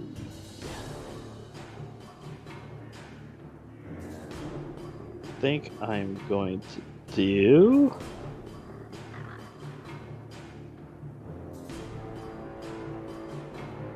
Let's see, that's a bonus action. Okay. I'm going to first attack the Fey dog that is in front of Halsey. Okay. Roll your attack.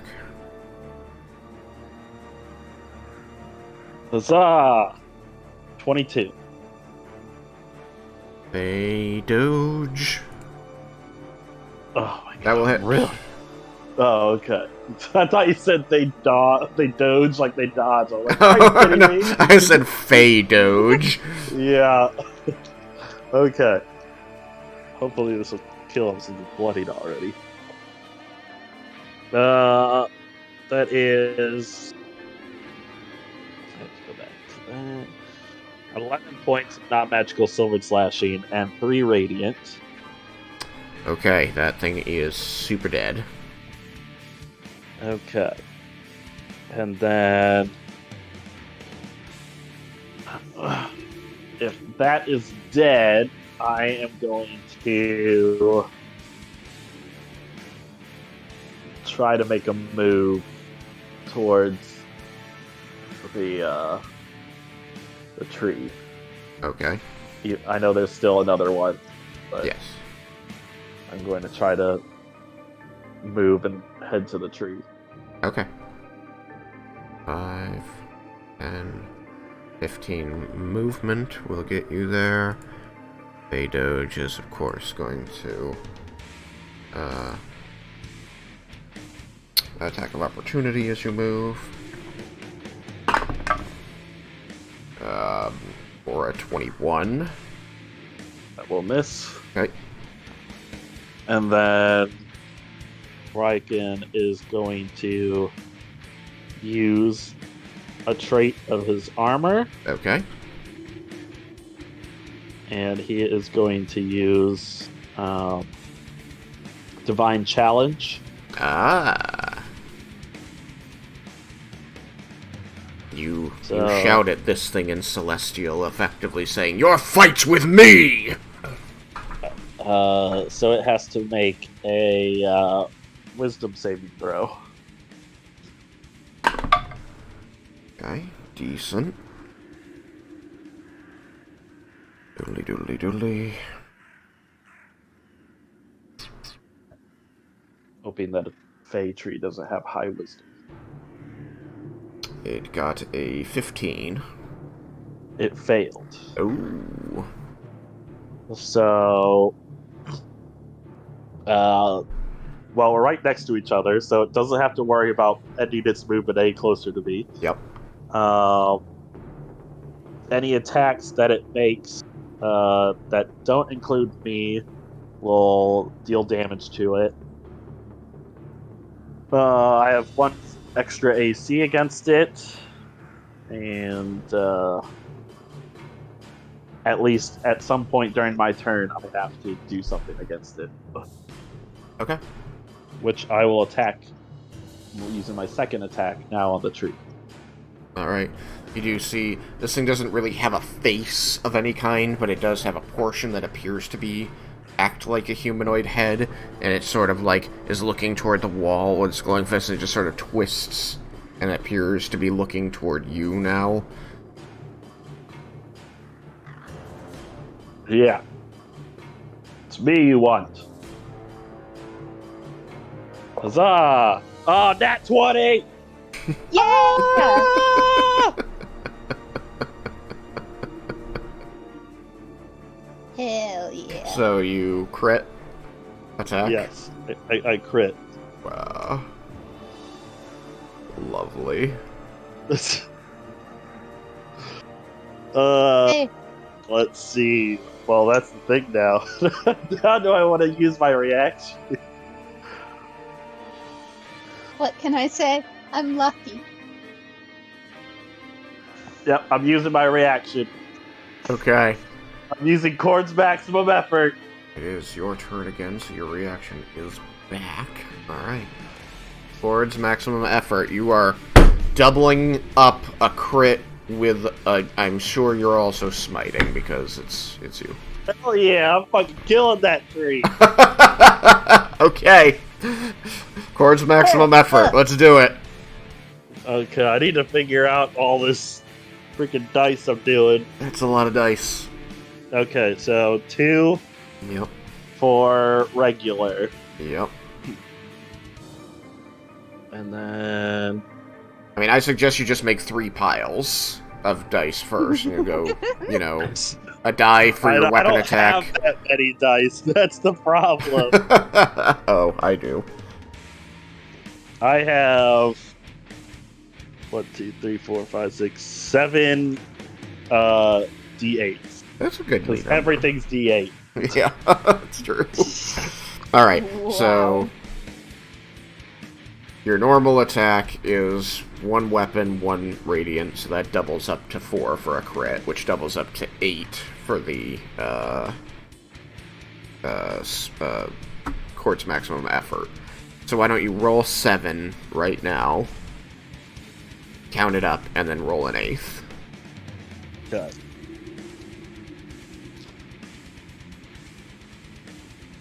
Oh, 2 mins. I don't like that.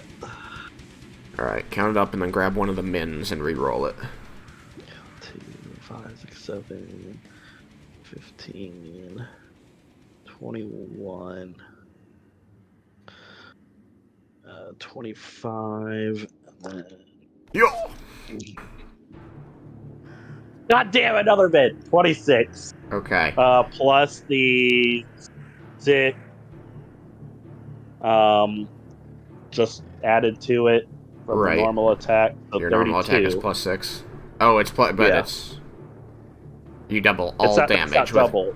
Huh? No, it is double. Oh, well, okay. Well, so what's Cord's maximum effort say? Does it say double all damage, I or does think it say it's double all damage dice?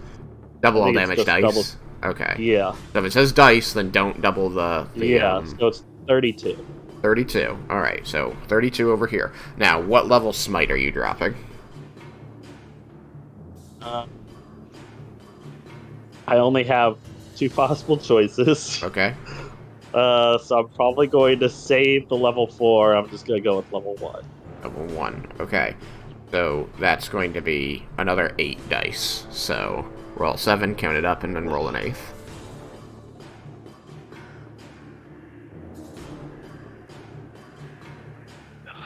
I'm rolling so shitty.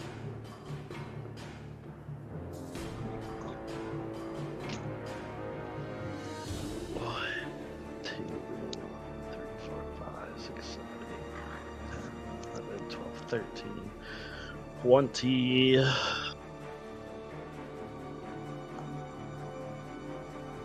25. Okay. So that gets you to 57. And then, is that with the 8th dice roll? 8th die roll? Yes. Okay. Yeah. So 57 total is what I'm hearing. Yes. Okay.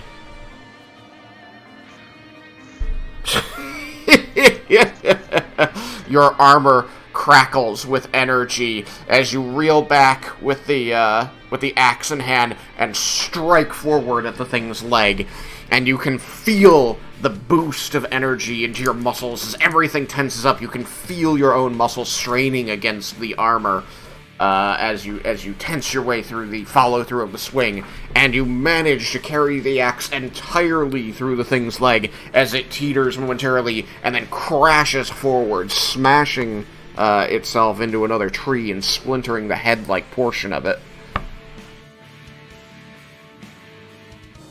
Okay. I need to make sure I put down that I use... Well, actually, it's a reaction, so I just get it back. So, okay.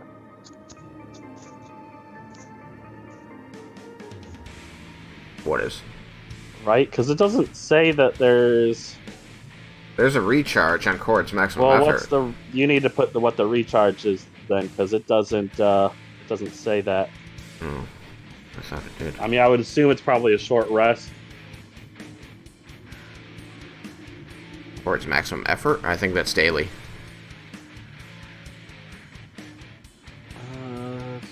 Okay, then you need to put that there because it's not. It doesn't have any kind of recharge. That's weird because I know I put all the recharges in. All I have is Chord's maximum effort. Reaction: double all damage dice rolled this round. Use of this power may be declared after an attack roll, but before damage is calculated. Applies to multiple attacks, including the effects of ongoing abilities for one turn. Not opportunity attacks, obviously, since you spent the reaction on this ability. That's it.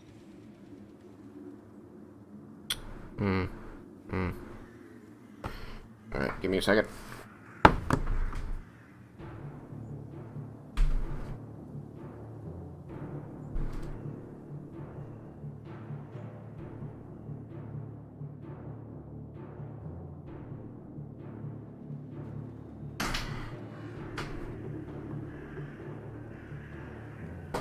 Yeah, I figured there had to be some rechargeability on it.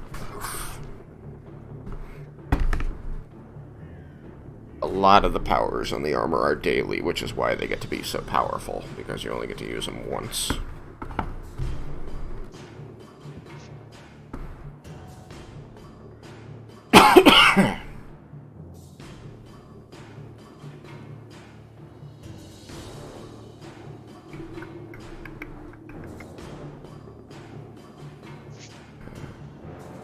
Check items.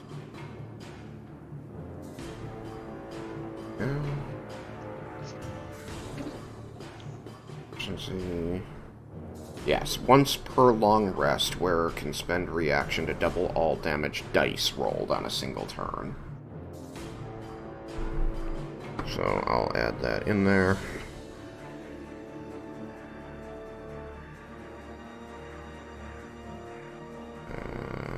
Edit. Okay. Yeah, so that one is daily.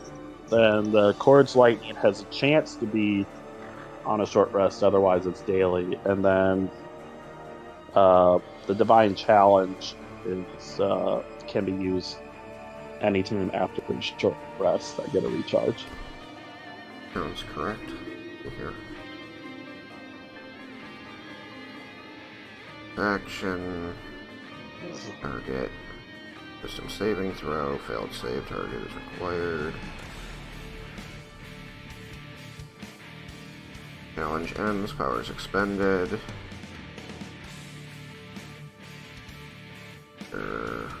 No target is designated. Powers expended. Once you use this power, it cannot be used again until you finish a short or long rest. Yes, that's correct.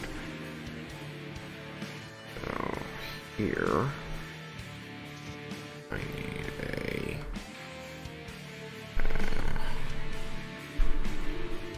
how do I phrase this?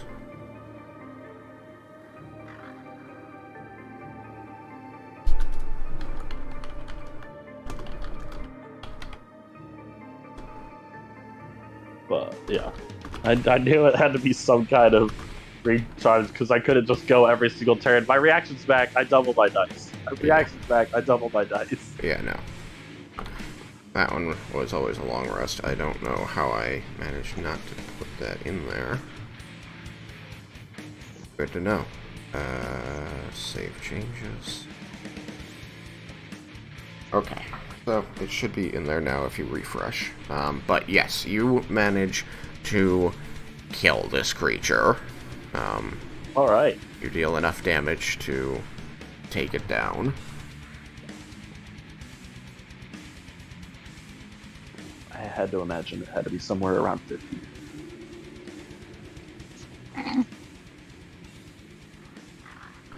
So, it appears that, for the moment, the wall is safe from that creature. You got anything left in the tank? So my thing is, if I killed it, Yep. since I used my bonus action to address it, since I really can't use my bonus action again, Yep. as it automatically spent, and I can't then next turn put it on somebody else? No, you can still put it on somebody the next turn, but if you don't put it on somebody the next turn, then it's gone. Okay, I wanted to make sure of that. Yeah, you do not have to move it the same turn that you kill something. You just have to move it either that turn or the next turn whenever you have the bonus action to move it. Okay, then that's my turn then. Okay. Or, well, I'll move. I can still move, so I'll move back to where Halsey is. Okay, you have 15 feet. Where would you like to be? I guess back to where I originally was. Okay. It won't. I can't do anything anyways because my reaction's spent. But I figured it'd probably be just safer to be teamed up. Yep. The airborne fae frowns at the destruction you are laying out and attempts to cast a spell.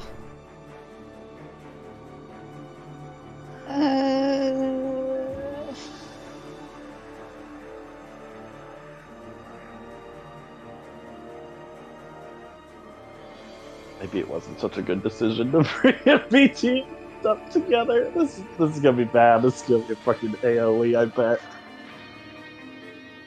I don't know. We'll see. All right. Well, I think it goes through, Tristan. Okay. Yep. No counterspell is made. She casts a spell. Both of you must make dexterity saving throws. Son of a bitch. Of course. My worst. One of my worst. It's always one of my worst.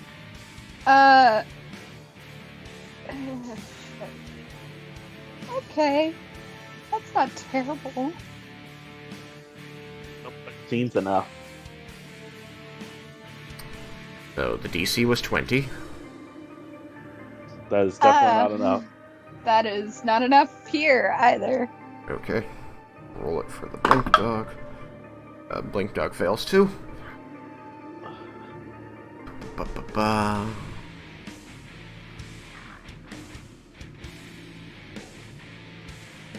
Alright, you find that all three of you here are outlined in flaming red light and shedding dim light on the 8 squares around you.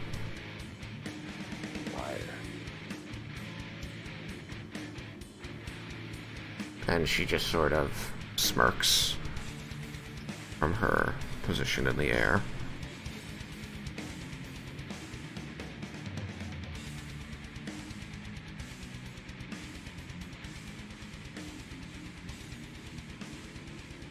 Okay. Well, that sucks.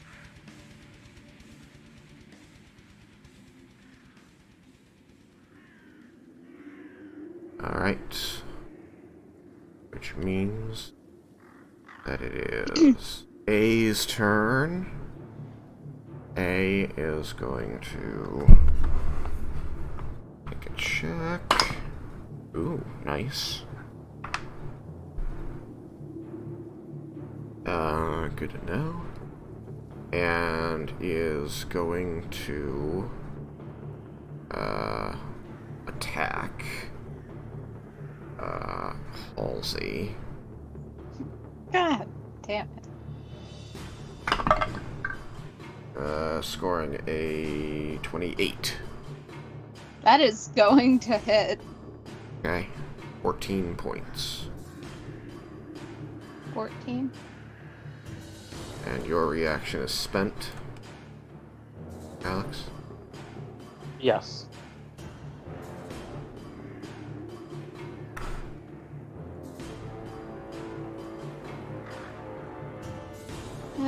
It teleports away. You can tell easily where it went because it's shedding light. Howard.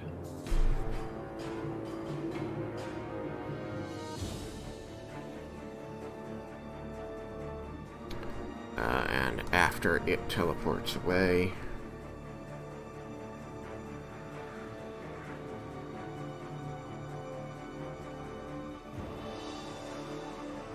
This creature is going to teleport over here.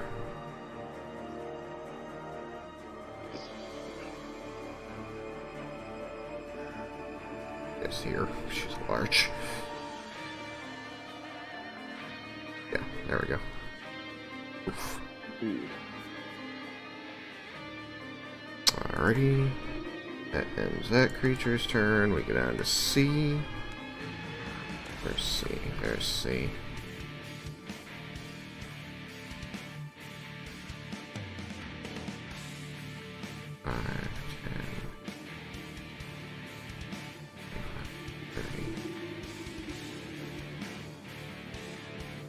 Halsey. My turn. No, you're getting attacked again. No, you're getting attacked again. Oh, god damn it. They don't want anything to do with Raiken. 32 to hit. They want to get rid of that the hit. magic caster. Another 14 points of damage.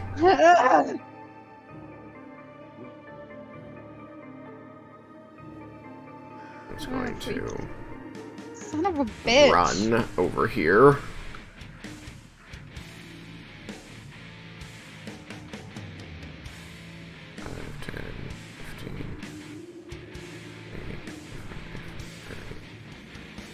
I'm not excited because one more hit like that and I'm bloody. God, so many doges. Yep, this one teleports in and scores 24 on Raiken. That hits. I was 14 gonna points. say, I'm a flip. That's Non-magical just piercing. hit. 14 points of non-magical piercing. Well, good thing I have that resistance. So, actually, so that adds on top of my resistance from my whatchamacallit feet. What feet? Oh, you, Um, yes.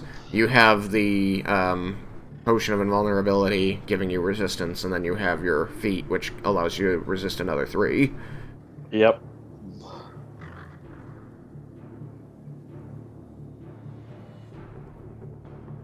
Okay.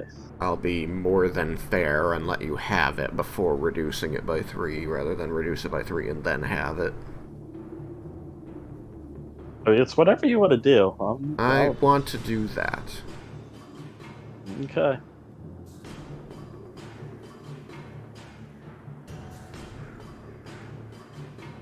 This is going to be a tough fight as it is.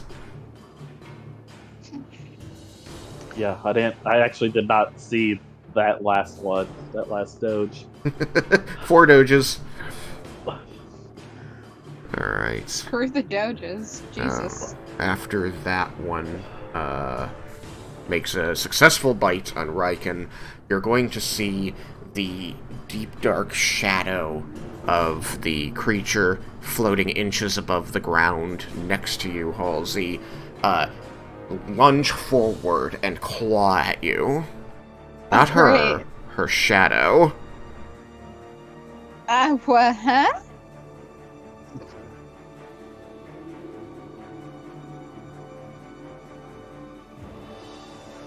Oh.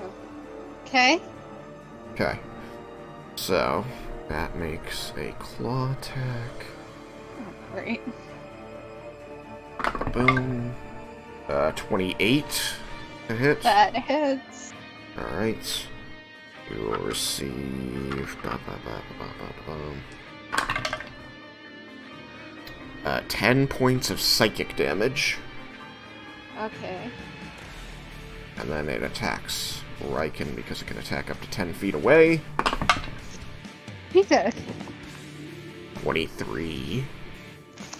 Misses. Ooh.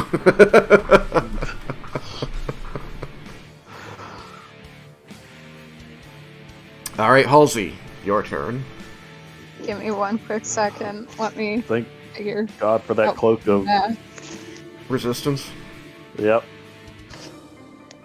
Okay, I'm just about bloody. Oh my god. I don't like this. And Okay. blast these dogs.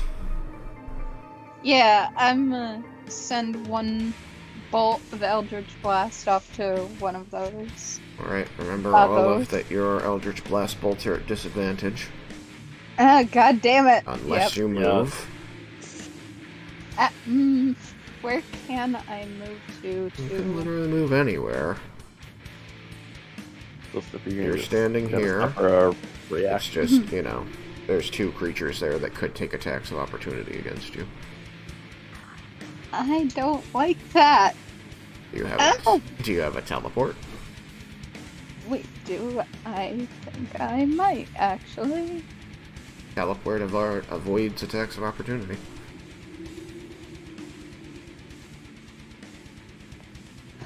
I do have Misty Step, Okay. but it's a bonus action, and if you use Eldritch Blast, that's a cantrip, so you can do both. okay, then I'm going to go ahead and cast Misty Step and try to get away from. Alright, where do you want to go with your Misty Step? You've got 30 feet of, like, any direction.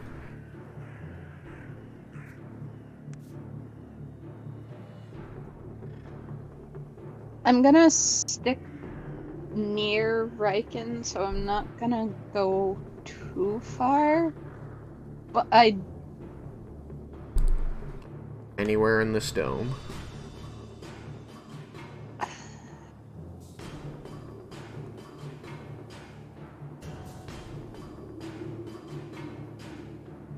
And just be aware that this will be the second spell slot you're spending. I don't know how many you have total. 3, and yes, I am aware. 10 feet to the left. Okay.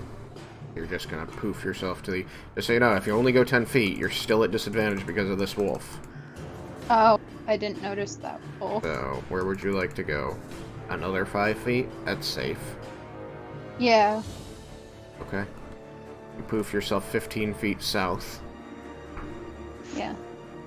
And then I'm gonna go ahead and try to Eldritch Blast. Alright, just so you know, you have advantage to hit this one that's glowing. He is behind some cover, so he's going to have a little bit better AC, but advantage is going to probably overpower that. And then you can shoot any of these other things. There's 4 total creatures to deal with. I do have Spell Sniper, so Okay. Alright then. doesn't really matter. Good. I'm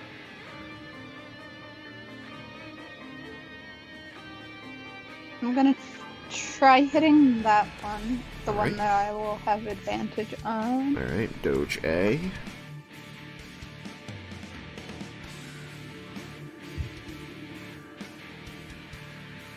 Oh, wow. That was lucky. That was a 26 to hit that Doge. Alright, very much hits. Yeah. That's 6 damage for that one. Alrighty. He's still there.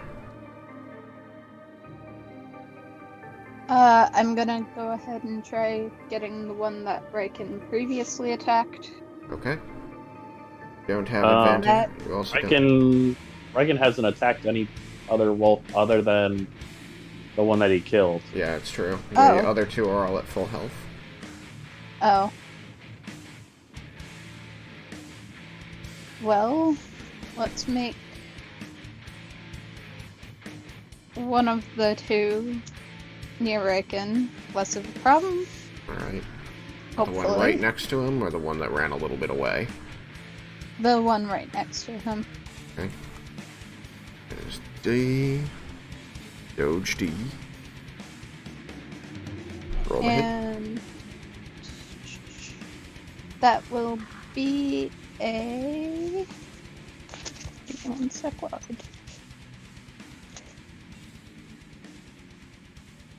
22. It'll hit. Cool. An 8. 8 points of On force that damage. One. He's still standing. You know what? I'll just go ahead and try to finish that one off. And that is going to be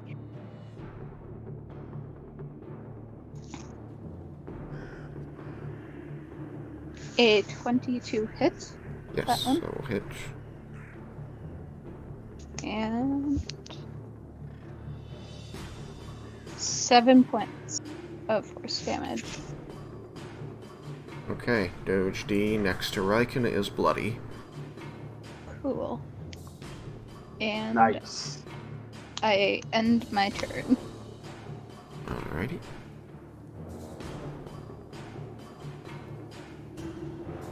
That thing is dead, so it becomes Raiken's turn. Right. I am going to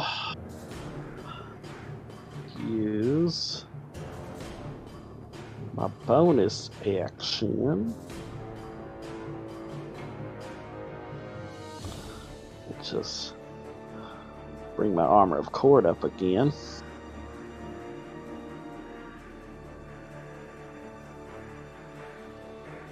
All right.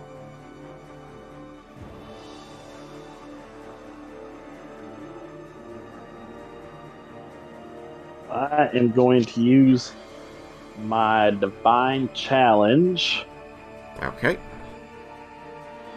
on the to use it on the doge that's to the right. Oh, this one over here? Okay.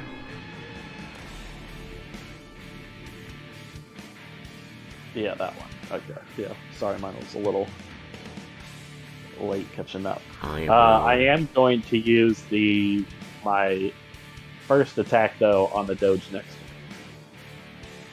Well, I guess I have to roll first to see if it beats Give it it. a white base.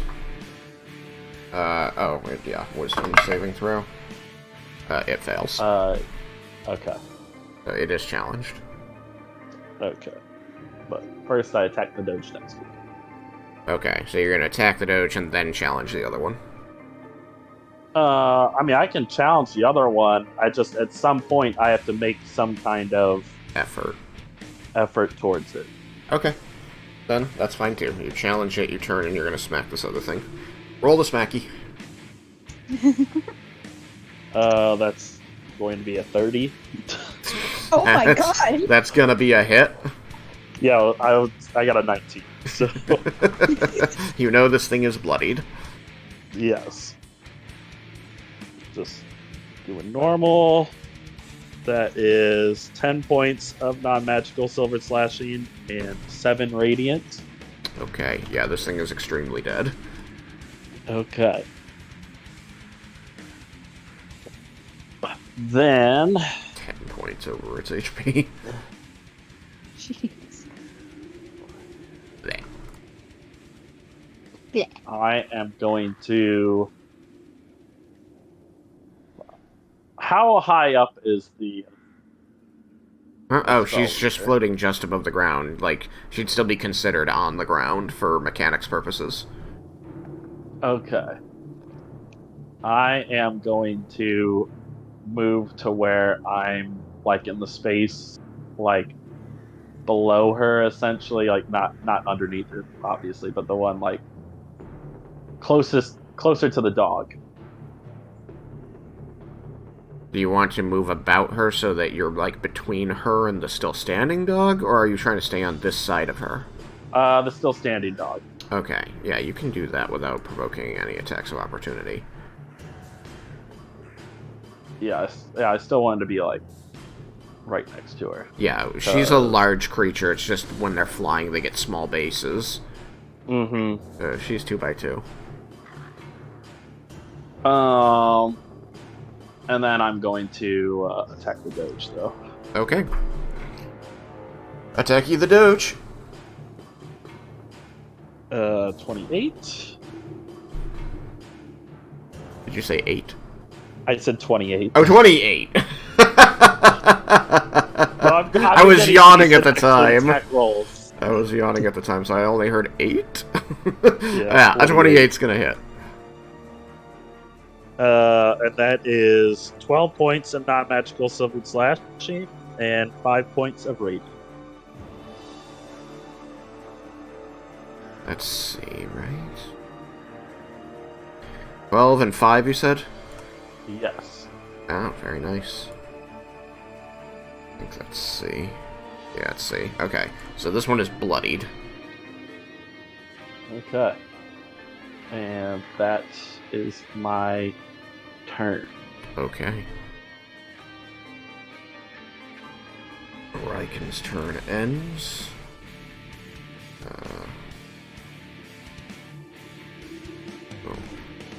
I haven't been updating this. Give me just a second. It is now round 3. Done. It becomes the floating phase turn again. He is adjacent. So has advantage.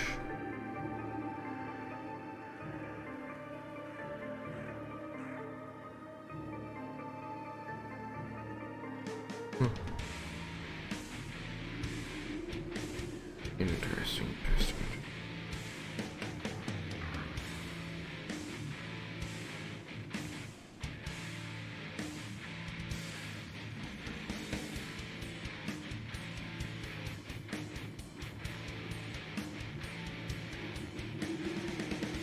Okay.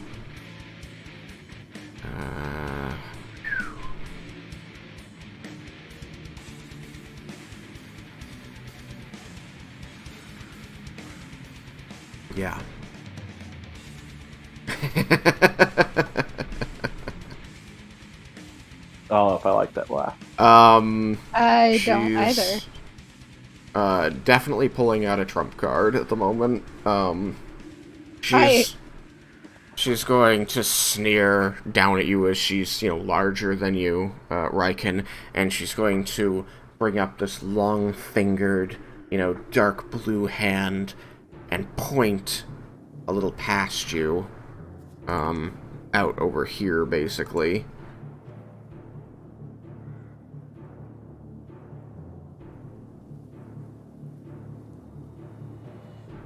Oh, jeez. Yeah, so more like here, I suppose. Yeah, that'll do. And, you're just going to see magic suddenly gather on that point and then expand out in a dome. And you're going to just see the air in that area crystallize and begin swirling as it turns to glass and begins flying about. This attack is called Sphere of Shattered Glass. Storm of Shattered Glass. Each of you must make a dexterity saving throw. She has included herself, so she will also be making it. Well, I'm ready for another fail. It is a pretty high DC. Oh! Well, after you said that, I was really excited, but now I'm not so much. 23? I didn't realize you could roll a dex save that high. I rolled a 20 and got +3 for my dex save. Amazing. What'd you get, Ari? I'm extremely sad now because that's a 4 + 2. So 6 total? No. Okay. I'm going to You're not close enough to me. Her dexterity saving throw. No, I don't get Raiken's bonus. So it's even worse. Wow. She's got a really good chance of making this dex and protecting herself from it, but she just missed it by 1, so she's going to be taking her own full damage. Wolf, fail. And other wolf, dog, whatever. You only have to do one dog, right? The other Oh one's yeah, you're right. The outside other of one's already dead. So it's this one with 5 HP, I believe. Yes. And that Go thing's ahead and dex kill the saving Doge. throw is a 16, which is a fail. So, this Doge here, super deads. Halsey, you and the creature that cast the spell are both going to receive 28 points Ow! Ow! of magical slashing damage. Ow! Oh, I'm wow. bloody. I actually failed to read the last line of her ability, which says, if this creature is in the sphere when they cast it, they receive no damage. So she my doesn't God. even hurt herself. You literally just see the glass shards parting around her. Oh my What god. the fuck? That is too bad. I had kind of counted on like her doing this thing and like making the fight a little bit quicker. Because she would deal some damage to Yeah. herself. So, nope. She takes nothing. I'm extremely salty. If I made the save, do I take half then? You take then half, half. which is 14, And then half of that? because of the potion of invulnerability. Yeah. Yes. So 7 points. Fuck. Alright. Well, the good news hate is it. there's only one Doge left. True.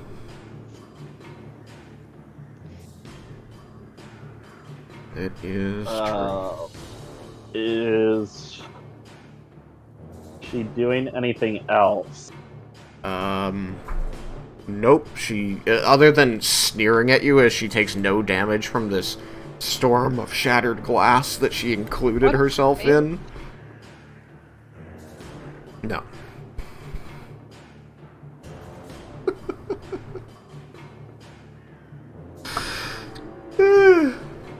Amazing. They Official? even I accounted hate for the me Feywild. doing Thanatos Gambits. Okay, so after the Spellweaver becomes the Fey Doge again. She doesn't have to roll a saving throw to keep her Fairy Fire on you because she didn't take any damage. The Fairy Fire's still there. Fey Doge is gonna go 5, 10, 15, 20, 25, 30. And make an attack at advantage. Scoring a 32. On me? Yes, on Yeah, that Halsey. hurts. I'm not feeling too good about Halsey's chances. You got more of those potions to throw at people? No, I don't have any more healing Son of potions. I have 1 point of lay on hands, so It bites you for 14 points of damage, and then it kerpoofs.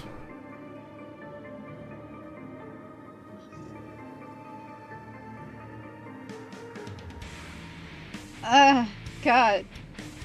Damn it.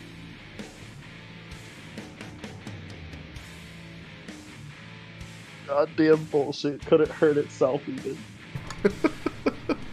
Fucking It failed bullshit. attack. Yep. Sorry, like I said, I hadn't read the last line, apparently. I had just skimmed it. I had just skimmed it for flavor and the hits and the damages. They planned. They planned for me pulling that kind of bullshit.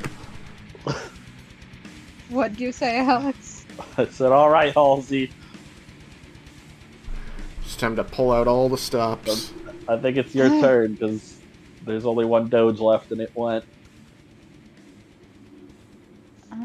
And I think Tristan said it poofed, so Well, it teleported after it bit you. Teleported again. Oh. Oh.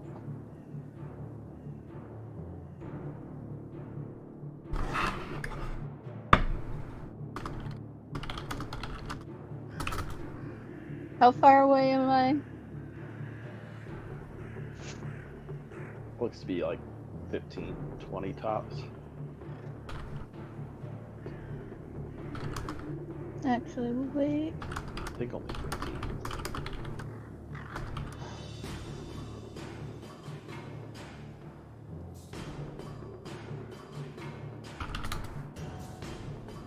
I'm reading a thing. Give me 1 second.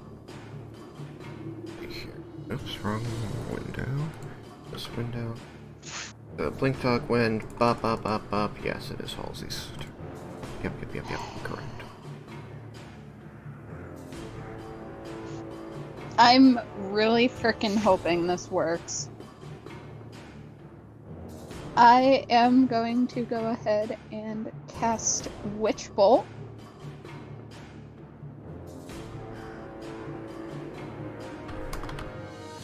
And hope.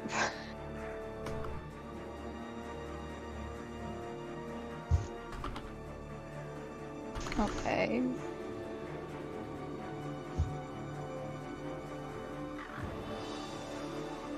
You're going to cast Witchbolt, and you're going to target the Fey creature, the Fey yes, I am. looking woman. Yes, okay. I am. Is that a saving throw? No, it is not. Okay, then roll to hit. That is a 24. 24, you say? Well, to roll to hit AC, that will hit. Sweet. Okay, where's my D12? There it is. Because that, at this level, is 5d12. Very nice.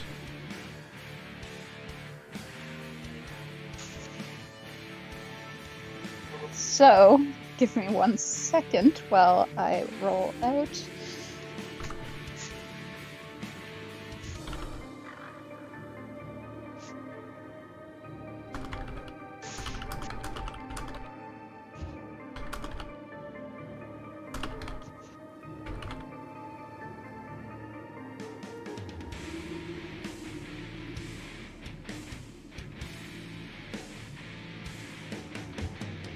I think this might actually do shit. That is a whopping 45 damage. That's a pretty good. That's a pretty good hit right there. Yeah. You know? Yeah. All right. So she has to make a save at DC 22 to keep that fairy fire on you guys, and she does not make it. Get out of here. Means you are no longer fairy fired. Sweet. There we go. Which is great, because that means that they no longer have advantage to hit you on every attack. Thank Christ. Which was, especially bad for Halsey. Yeah. I mean, all these things are actually capable of beating your AC. So having advantage really made it, likely that they would beat your AC. Well, having advantage always is going to make it easier to hit. But, you've got 24, which has protected you from a lot of things, and even from these guys if they just roll 6s constantly, but with advantage suddenly they can roll their full, 33 to hit. Yeah. They hit me once. Yes, they did. Once. Fuck you. You're fighting things Hey, that I've been killing them. Yeah. I'm trying not to be bitter, but it's kind of hard not to be. Alright, so she looks pretty unhappy. Now, I believe that Witchbolt is one that you can spend your action on your next turn to deal more damage with it by keeping it concentrated. Give me 1 second. I believe so. Yes.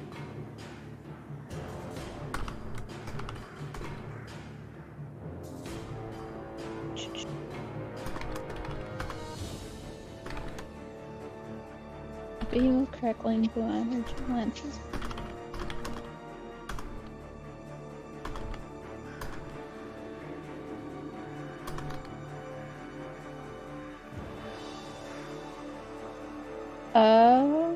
It is concentration up to 1 minute, so I think so. Hold on.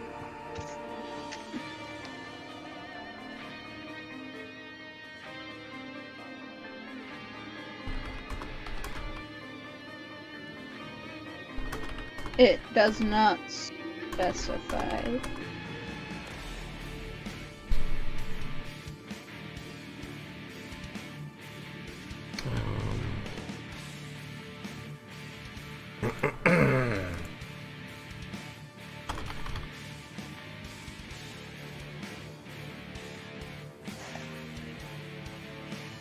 It says...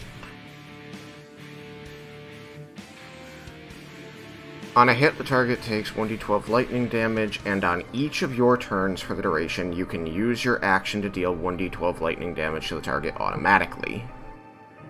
I see.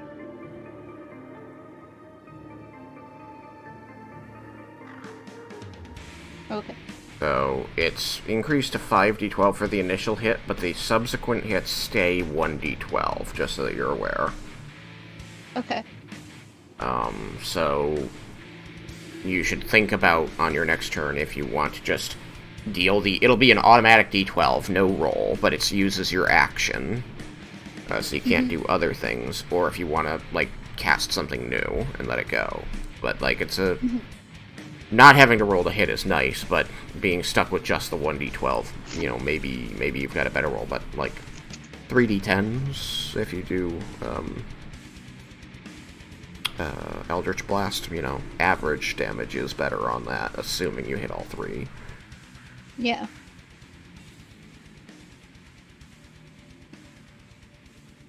Very neat.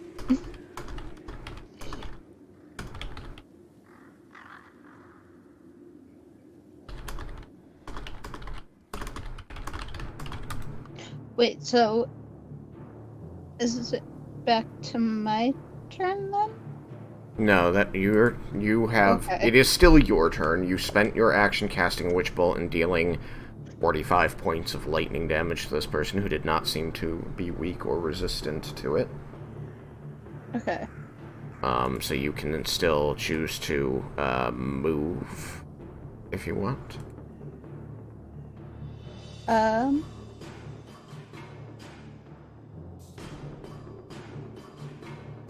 Is there any way to get out of that, like... Storm of Shattered Okay. Glass is done. Yeah. Oh, okay. It was It was just a burst of shattered glass.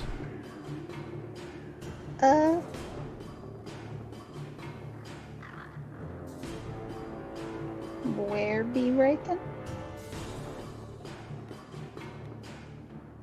Here. I see.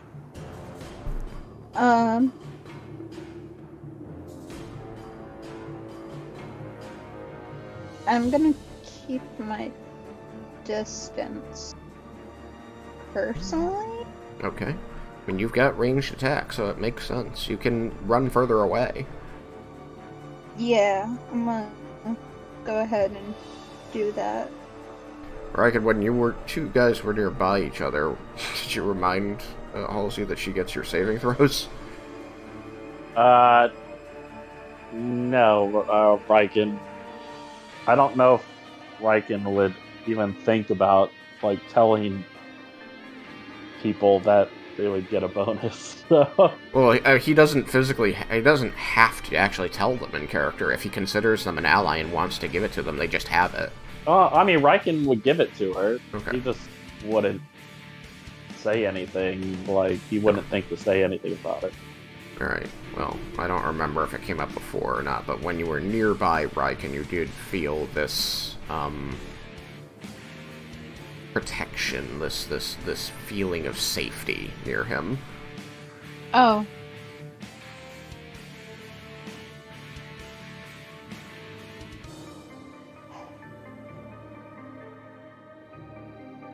doesn't help AC. So, like, did you want to move further away? 15 feet, 20 feet? You said it doesn't help AC? It does not No. help AC. Just Okay. saving throws. Only Then- saving. Yeah, she'd stay at a distance. Okay, I moved you 15 feet. Oh. You want to move further? Less far? That works. Okay. Then, after you... Boop, that's dead. It becomes Raiken's turn. Alright. Raiken is going to Divine Challenge the Spellweaver. Alrighty. Frick yeah. You must make a Wisdom saving throw. That's what That I'm is afraid a of. really low die. That's good. Good for us. I don't know what its save is, though. That's fair.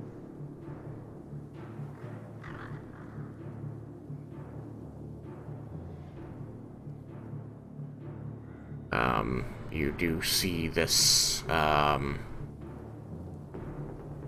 silver gold light wash over her eyes as you shout at her, and she, like, slowly turns her head to look at you, and It worked. grits her teeth. Ah!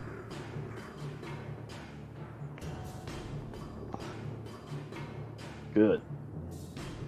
Turn to me. As I strike you. That's a 23. Blech.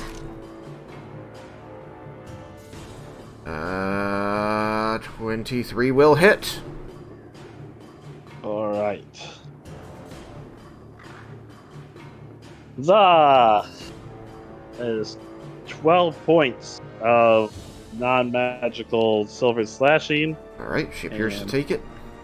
3 radiant. 3 radiant. Oof. She is bloodied. Well, she's gonna be more bloodied after this. He attacks again. Oh ho ho! Huzzah! That's a 21. 21. That'll also hit. Okay. That is 10 points of non-magical silver slash. Or no, sorry, 11 points of non-magical silver slash, and 5 radiant. So 16 total. Doesn't seem to resist any of it. Silver's coming in handy.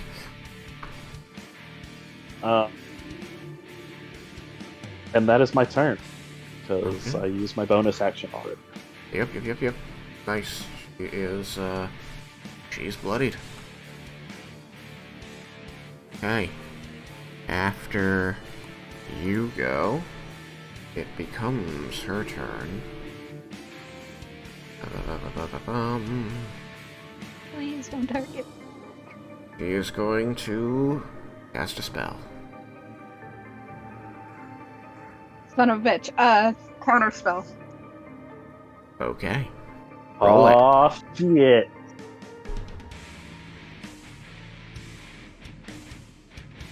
Oh my god.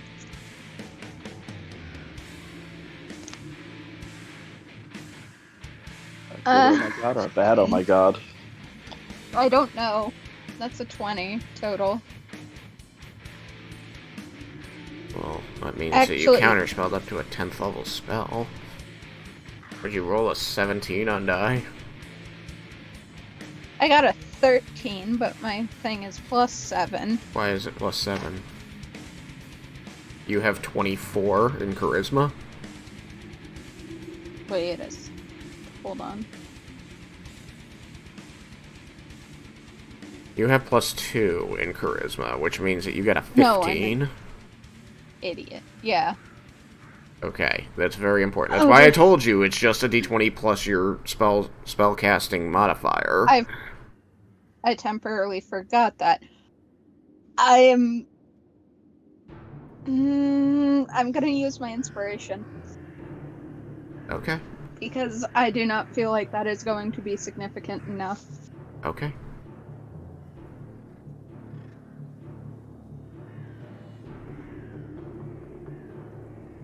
$18.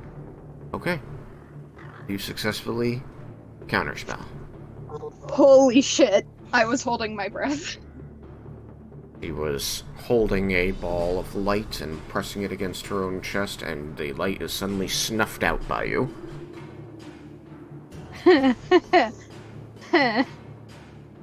Oh shit. And she glares at you. Yep. But you see that her eye can only be taken away from Raiken for so long.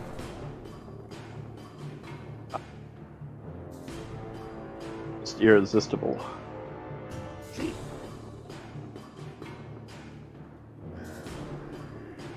Doge.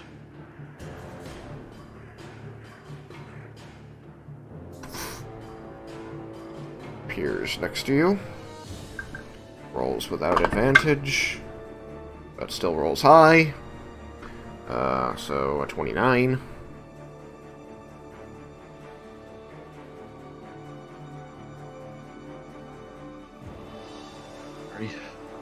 Halsey. Alright. 29 to hit. Yep, that's gonna hit. Okay, 14 points. Non-magical piercing. And Halsey is down. Oh no!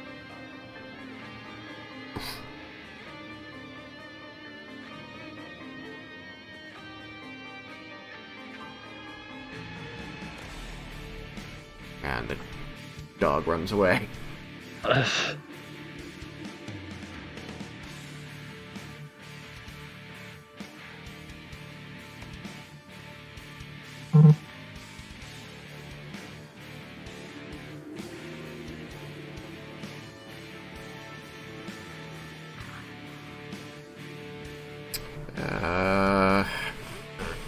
Alright, Halsey, it becomes your turn. Death saving throw. Do it. That is one failure. Okay. No! Raiken, it becomes your turn. Oh, crap. Let's see. Let's changes things. Oh my god, the amount of anxiety I currently have.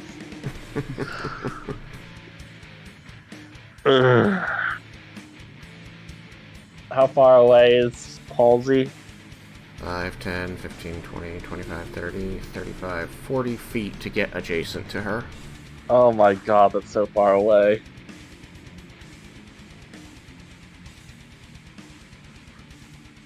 The Spellweaver's bloodied. Weaver's bloodied.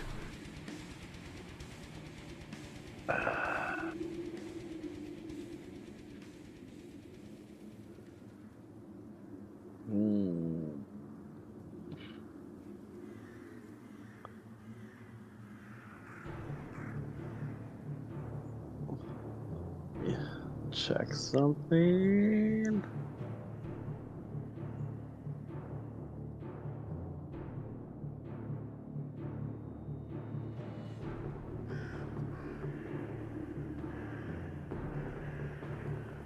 I will be back in like 2 minutes. Okay. Okay.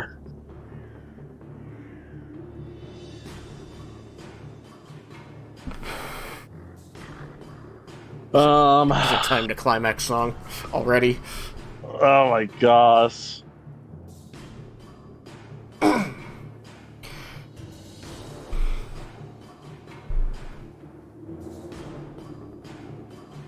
That last doge has really been a problem. I know. Just doges in general. They had enough HP that it was hard to kill them in a single round, but they still did a lot of damage.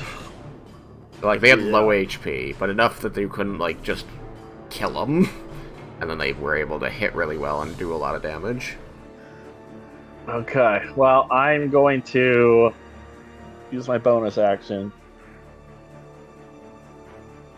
and Okay. hit Vow of Enmity Alright. on the Spellweaver. Okay. So I have advantage, Nice. and I'm going to attack and hopefully crit. kill it at some point this in these two attacks. Mm-hmm. Oh my god, the first time I rolled 2 dice together, and that's when I roll shitty. 20. 20 will hit. I know 20 is not really that bad of a number, but it's the first time I rolled under 10 in an attack.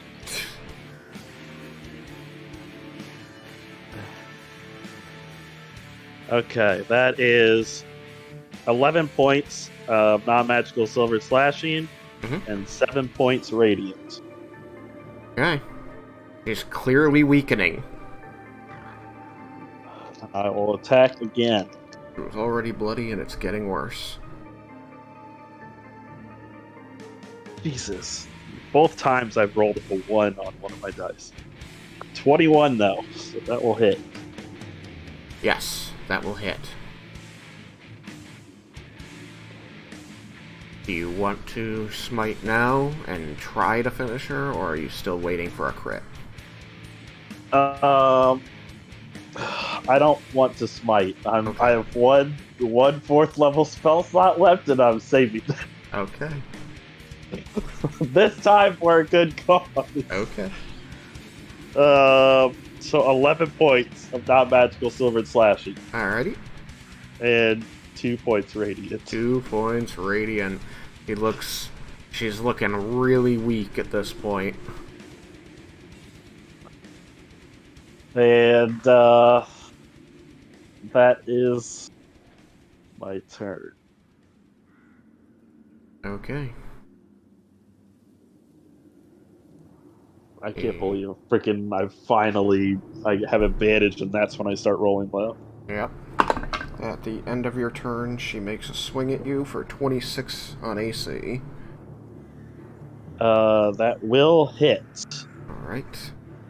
That's going But to be... But? go ahead and do the damage.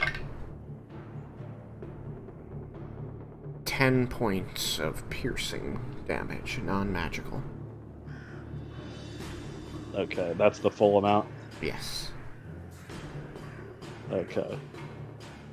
So you can have it, and then what? Have it again? Have it and then -3, so 2 points. Okay. But because they did this, my Soul of Vengeance activates, Okay. which allows me to make my reaction to attack it. Oh. New feature. Yes. Does it only trigger against things that you have out of enmity? Yes. Gotcha. I was gonna say, you got attacked earlier and didn't do it, so it must have another... Nope. Yep, when a creature under the effect of your Vow of Enmity. That was one of the reasons why I used it. I couldn't use Vow of Enmity this whole time, because every turn, I had to then use my bonus action to put Divine Challenge onto something else. Gotcha. That'll be 30. 30 will hit. And hopefully this might finish it off. Oh my god! 7 points of non-magical silver slashing. Yep. And 3 radiant. Okay. They're getting pretty low. God damn it! I'm freaking minned on my freaking attack roll. On my damage roll. I think they still had enough health that without the smite, without smiting, you wouldn't be able to kill them in one hit anyway. But they are like I mean they're really low by comparison to their maximum HP. Okay. Well, that's it's their turn still. So. It is now No. their turn. Oh, I thought it was already a turn. That's why they attacked. No, they attacked as a legendary action. Oh, okay. Well, I used my reaction, so they're free to do whatever they want now. Yep, it's true. What does she want to do?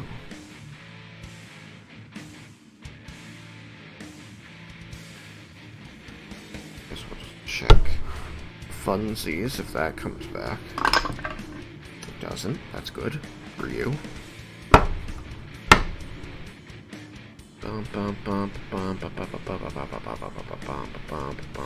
You are clearly a threat, so she's just gonna focus everything on you.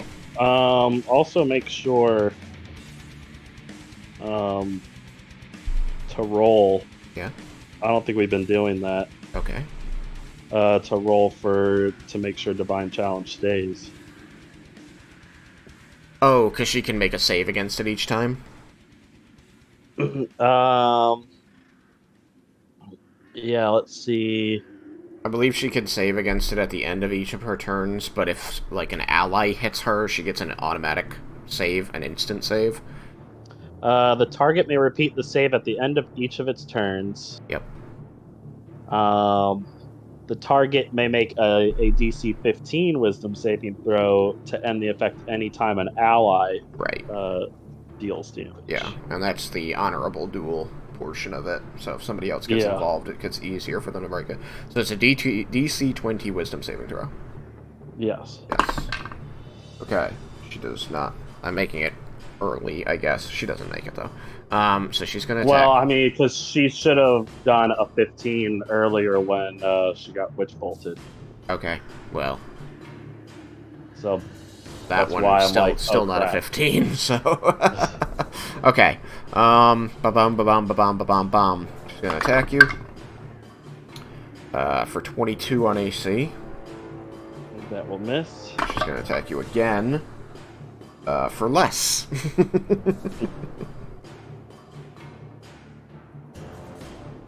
Which means that we're back to Halsey. Are you there, Ari? Mm-hmm. One more death saving throw for me. One more? Oh. Well, I mean, one. Roll another. Another. Okay, that's one success. Alrighty. You're looking better. Hopefully. Which makes it Raiken's turn again. You didn't do the Doge. Oh, didn't I? You're right, I didn't. Where did Doge go? As much as Please I hate to don't say attack it, the corpse, it Mr. does need to go. Oh, man.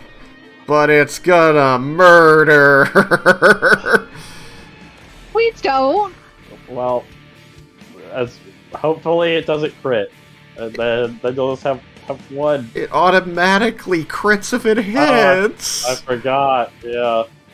But it's okay. I told you, I'm saving my 4th level spell for a reason. Don't put the... Oh my god! Damn it. Saving the 4th level spell for a reason. Bad. So mean. So mean. Please don't be mean. Does a 20 hit? Me? Yeah. Yeah, no shit, it hits! Then it crits. You receive 2 failed saving throws. Halsey is officially dead. Not fully out of it yet. And the blink dog, 5, 10. Do it the cool way. 5, 10, 15, 25, 30, 35, 40. Poofs up behind you. Fucking hate my life.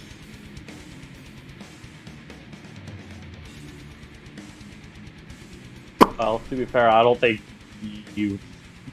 I don't think you've defended successfully once against an attack. That low AC became a problem. Well, yeah. Yeah, no shit. Should have offered her a potion of invulnerability, you jerk. I only had one! Alright, Raiken, I'm it joking. is your turn. Okay. You have I'm still condemned attacking. Halsey to death. Go fuck yourself. I told you I'm saving my spell for it. This dog appears behind you, its muzzle covered in fresh red blood. Oh, You'll pay we're for getting that. that gory. Got it. But first, Raiken attacks the spell weaver. And 28. 28 will hit.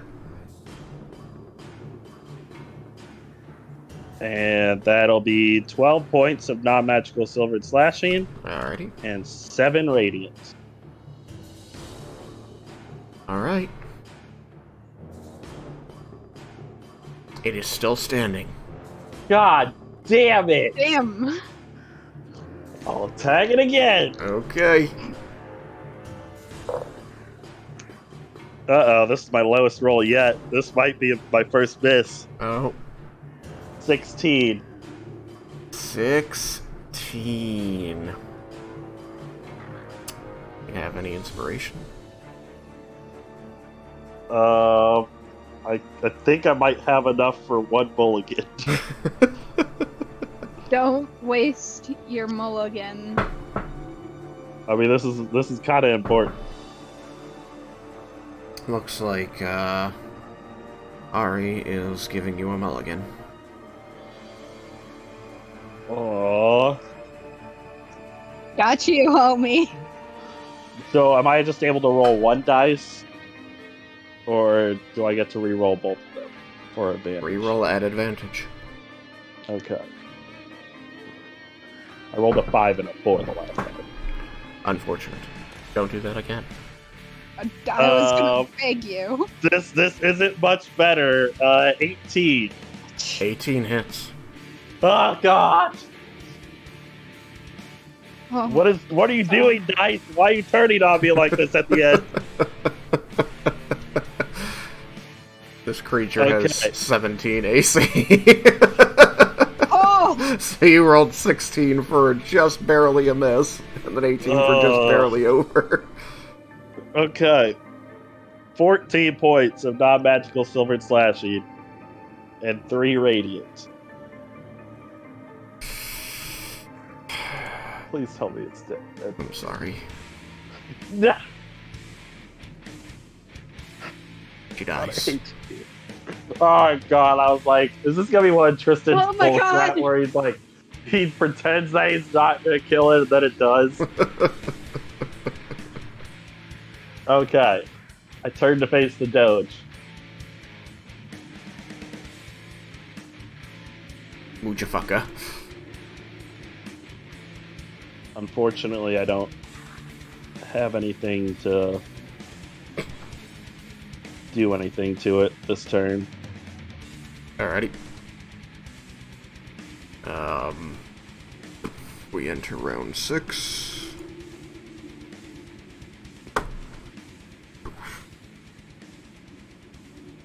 And she's dead.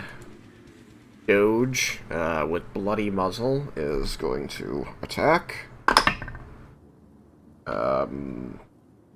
That's 28. That will hit. So 14 points of non-magical piercing damage as your armor is streaked with blood. That is not yours. Okay. Halsey, it is your first round being dead.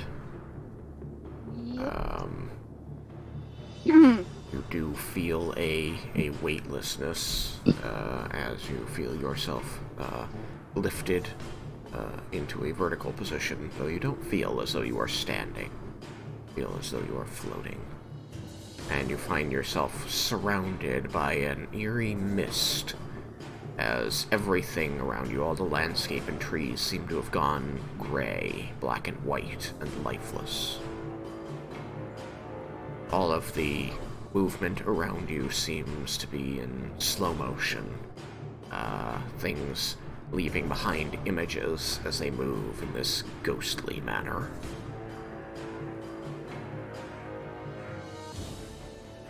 You hear voices about you. Some you feel you recognize from your life. Children you grew up with. Voices of your parents. But they're indistinct, unclear.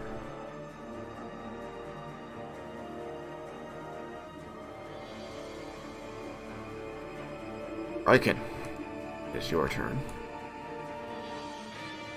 Raiken is going to attack the wolf. Okay. No more advantage. No more advantage. God damn it! 14. Are you sure you didn't want to move that, with your bonus action? No? Oh, yeah. Yeah, I will use the bonus action. So you can get your advantage. Well, no, I don't get the bonus action. I just can use my, well, I don't get the advantage. I get the bonus action to move Divine Challenge to it. Yeah. So you get your extra And AC against it. Vow of Enmity ends as soon as the creature that I put it on is dead. Still not used to that. Okay. A 14 you said, right? Yeah. That'll hit. Okay. Wondering how low the AC would go on those things. They hit really hard, so they have low AC. 13 points of non-magical silvered slashing and 6 radiant. Not bad. 13 and 6.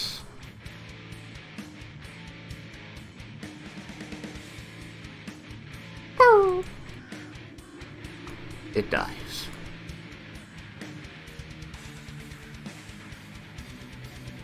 The forest is momentarily quiet. As soon as it dies, Raiken is going to go as far as he can to get closer to Halsey. Actually, here. They're bolting over there.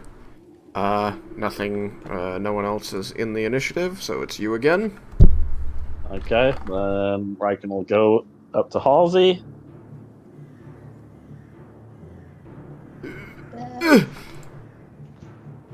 And he will use his 4th level spell slot for Revivify. You see a trickle of magic, this golden light, pour from your bag of holding at your waist, and wrap around your hands, conferring the glow upon them, which you press into Halsey. Halsey, you find yourself drifting in this shadowland, surrounded by the sounds from your past, unsure where it is you're to go. You see the colorless form that is your corpse on the ground next to you, and you see the very, surreal and slow motion movement of this armored dragonborn as he crashes to his knees beside you, and you watch as the individual motes of magic spark themselves around his hands, and he slowly presses them to you. And as this is happening, one voice in this land echoes and resolves into words you can hear, almost a bored sound, and you turn to see over next to one of the trees, in the shade of it, a humanoid shape, seemingly a woman, seated in this elegant, wicker-style woven chair.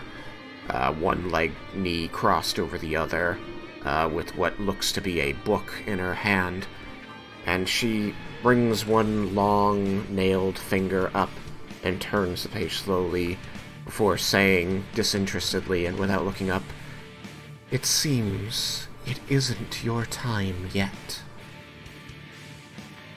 Who are you? I am a friend, and I will see you again soon. Soon?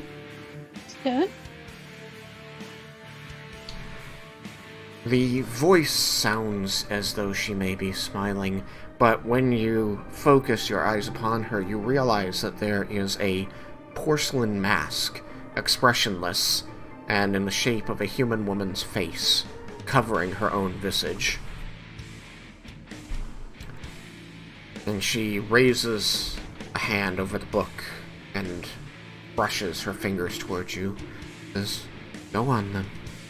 As you feel these cold hands reach up and grasp your arms above the elbow and pull you downward.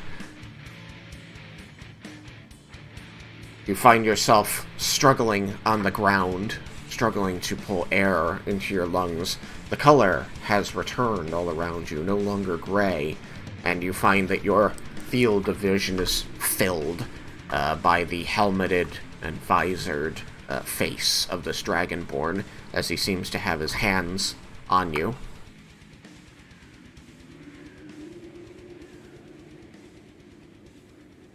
What? Are you okay?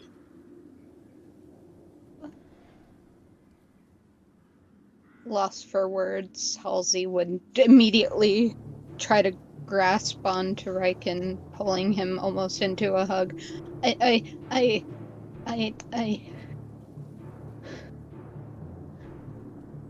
What happened? To put it bluntly, you died.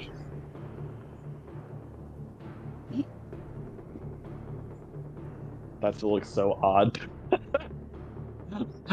You died, but luckily I have the ability to bring people back to life in the short amount of time if I can get to them in a short amount of time afterward.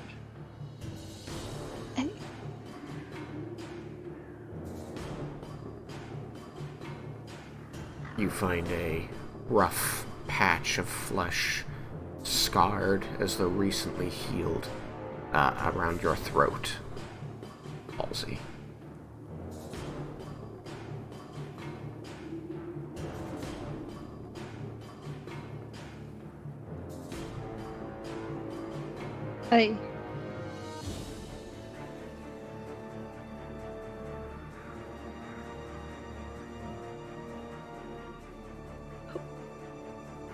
I have so many questions.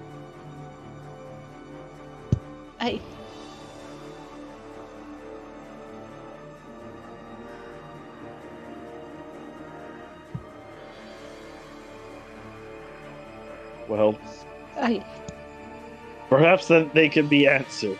For now,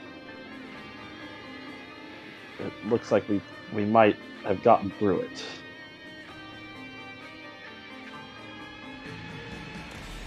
Yeah. Yeah, I guess we did. Well, that was terrifying. Other than the whole dying part, you did very well, and I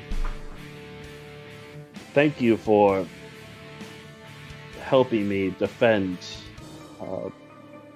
Autumn's elegy. Of course. You're welcome.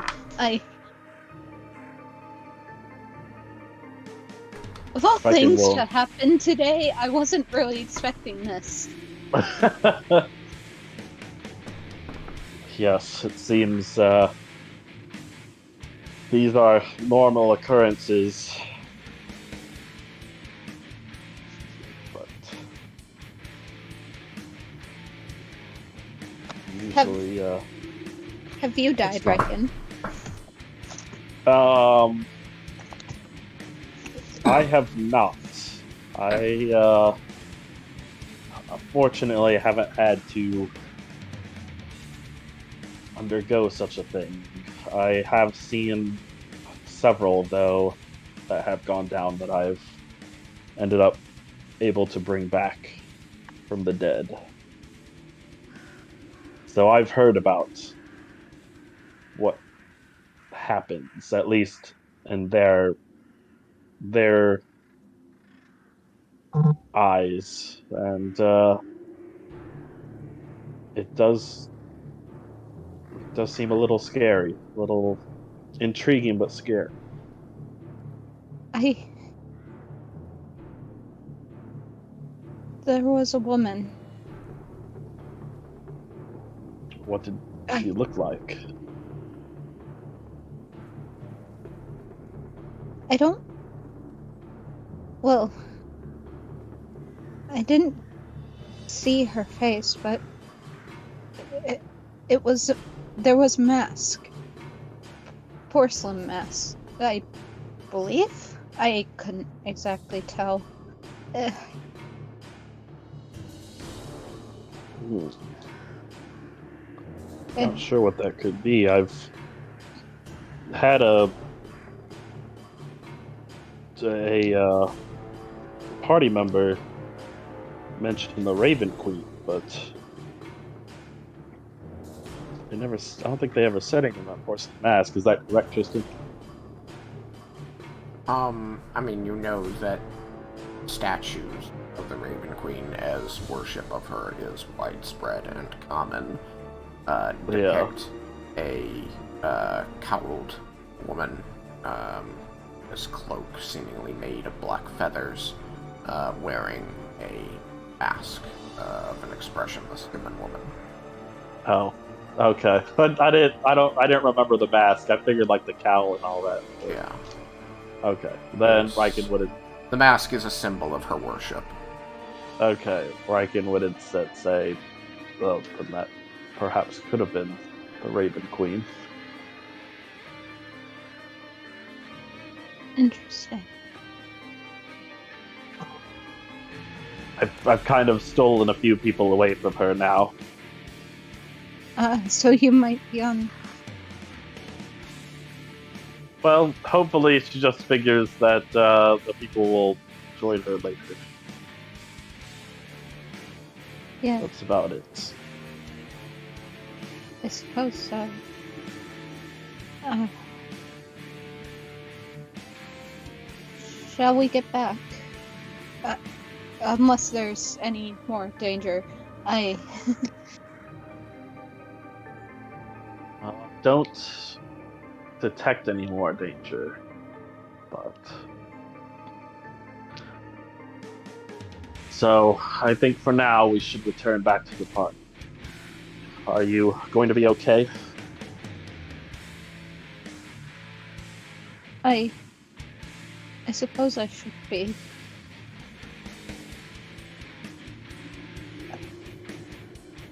Apologies in advance if I'm a bit lost in my own thought. You had a traumatic experience. It's I wouldn't think anything else. That it's going to be a little bit to get through. So take your time. We don't have to get there in a rush. We can walk back to the festivities slowly.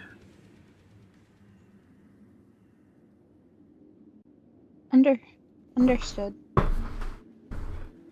You gather up, and you begin walking back. Party. Unsummoning your armor, hiding away the blood splashed on it. You return to the look that Zentharmil gave you, Raiken.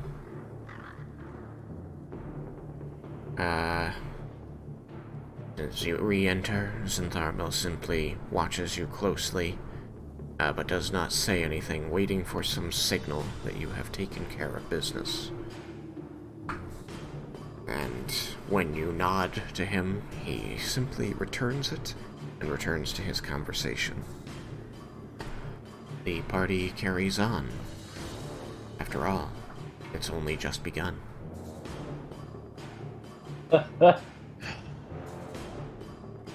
And with that, I would like to thank you both for joining me today. Woo! Thank you for Ari. having me. Thank you. It was nice to have another person here to kind of play off of. As much as Tristan does an amazing job.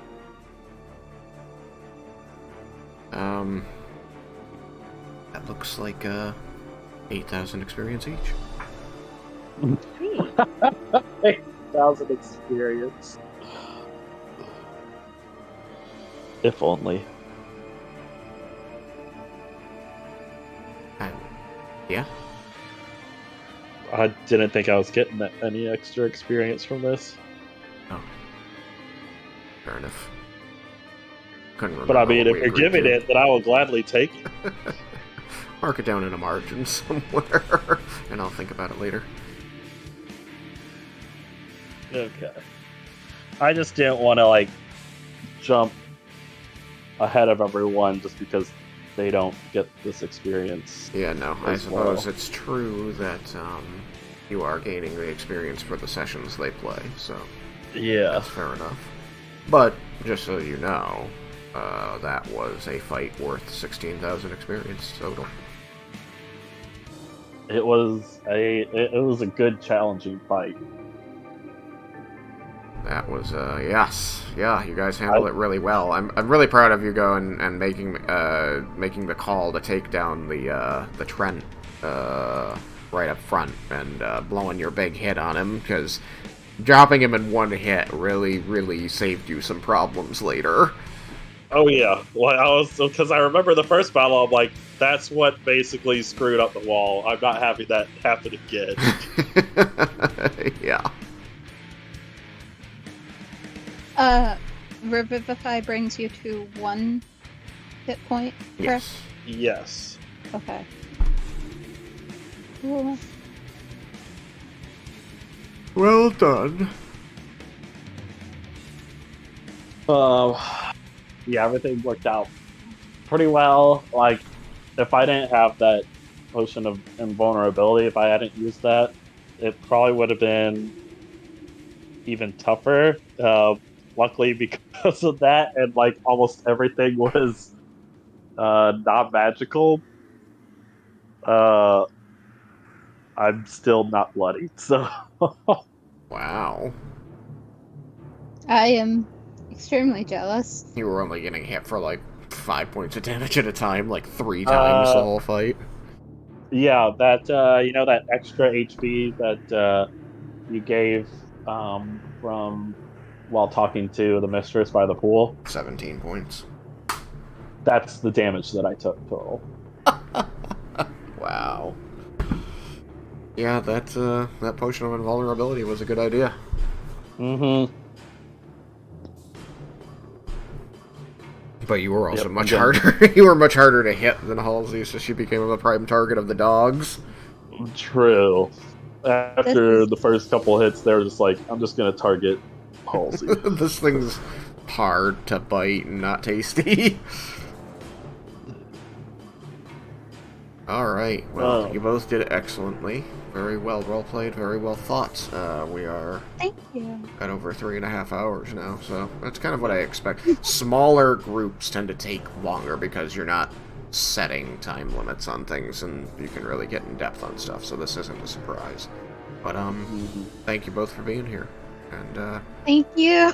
you're welcome. Yeah, thank you, Ari. Again, thank you, Yeah. Tristan. You always, like I said, you always do really awesome with all this that you set up for us, so thanks again. Yeah. It's definitely my pleasure. I was glad that we got to do a little bit of, a little deeper dive on, the Fae via their warlocks. That was pretty cool. And now you've got some really story-important stuff, that might come into play later. Yep, that's really awesome. That now it's like, okay, Ocarina, Pan Flute, which one? Which one? I would like to mention more so out of character. Halsey was also just trying to hint at whichever option you choose, she would, if granted permission by her patron, will stand by you no matter what decision you choose. Oh, well, she might have to say something then. Oh shit. Raiken doesn't get hints. Yeah, Raiken doesn't get any hits. He's terrible at hits. You just got to say it out loud. He's just like, yeah, that other one was pretty nice too. All right, time to go home. Not to mention, if he doesn't have any way of calling Halsey like the other two gave him.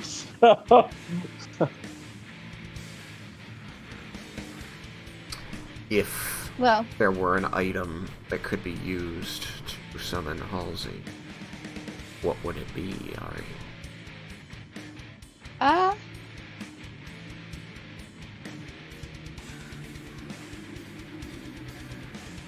does it have to be an intro? No. I cannot talk. No, but it should be an item that must be deliberately used. An item that must be deliberately used.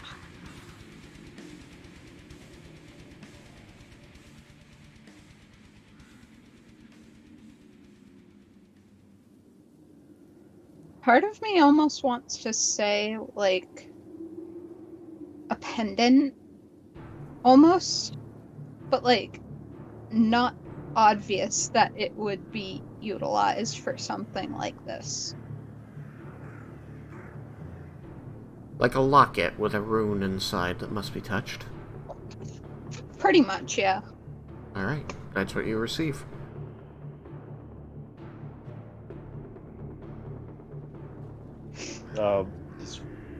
Does Raiken receive it, or Yes. are we waiting? Like, because I didn't know if. If you wish, you may give this item to Raiken, Halsey. Halsey would pull the locket from her bag. No matter what your decision is, no matter whether you decide to go the route of killing the dragons or storing them away, know that you will always have my back, at least me personally, and not by any volition. I will always be there to help you, your group, at any time, more specifically, helping you achieve your goals. Keep this safe, and whenever you need, even if it's just a friend to talk to, or if it is coming up in the big fight, know that you will always be in my thoughts, and that you can call on me no matter what. And she will hand him the locket. Raiken will take the locket and he will put it around his neck and put the the actual locket part, kind of like put it down underneath his clothing, and nod and kind of bow a little bit in honor, and Halsey say, would be a little bit taken back by this. You don't understand how much this means to me. After fighting with you in battle, it is an honor and something I don't take lightly. And I look forward to you helping us one way or the other against these dragons. Of course. It's my pleasure to meet your... It is good to have another friend. Indeed. Especially because I don't have many. It's nice to have those few that you can always call on. Well, you have me, and by extension, you'll have another 6 more. Wonderful to hear, and I can't wait to hear all of your travels and many more stories.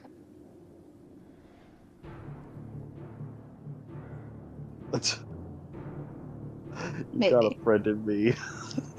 You Oh got my a god. friend in me. Do, do, do. Alright. I'm gonna call it there. Bye, stream. Bye, stream. Goodbye.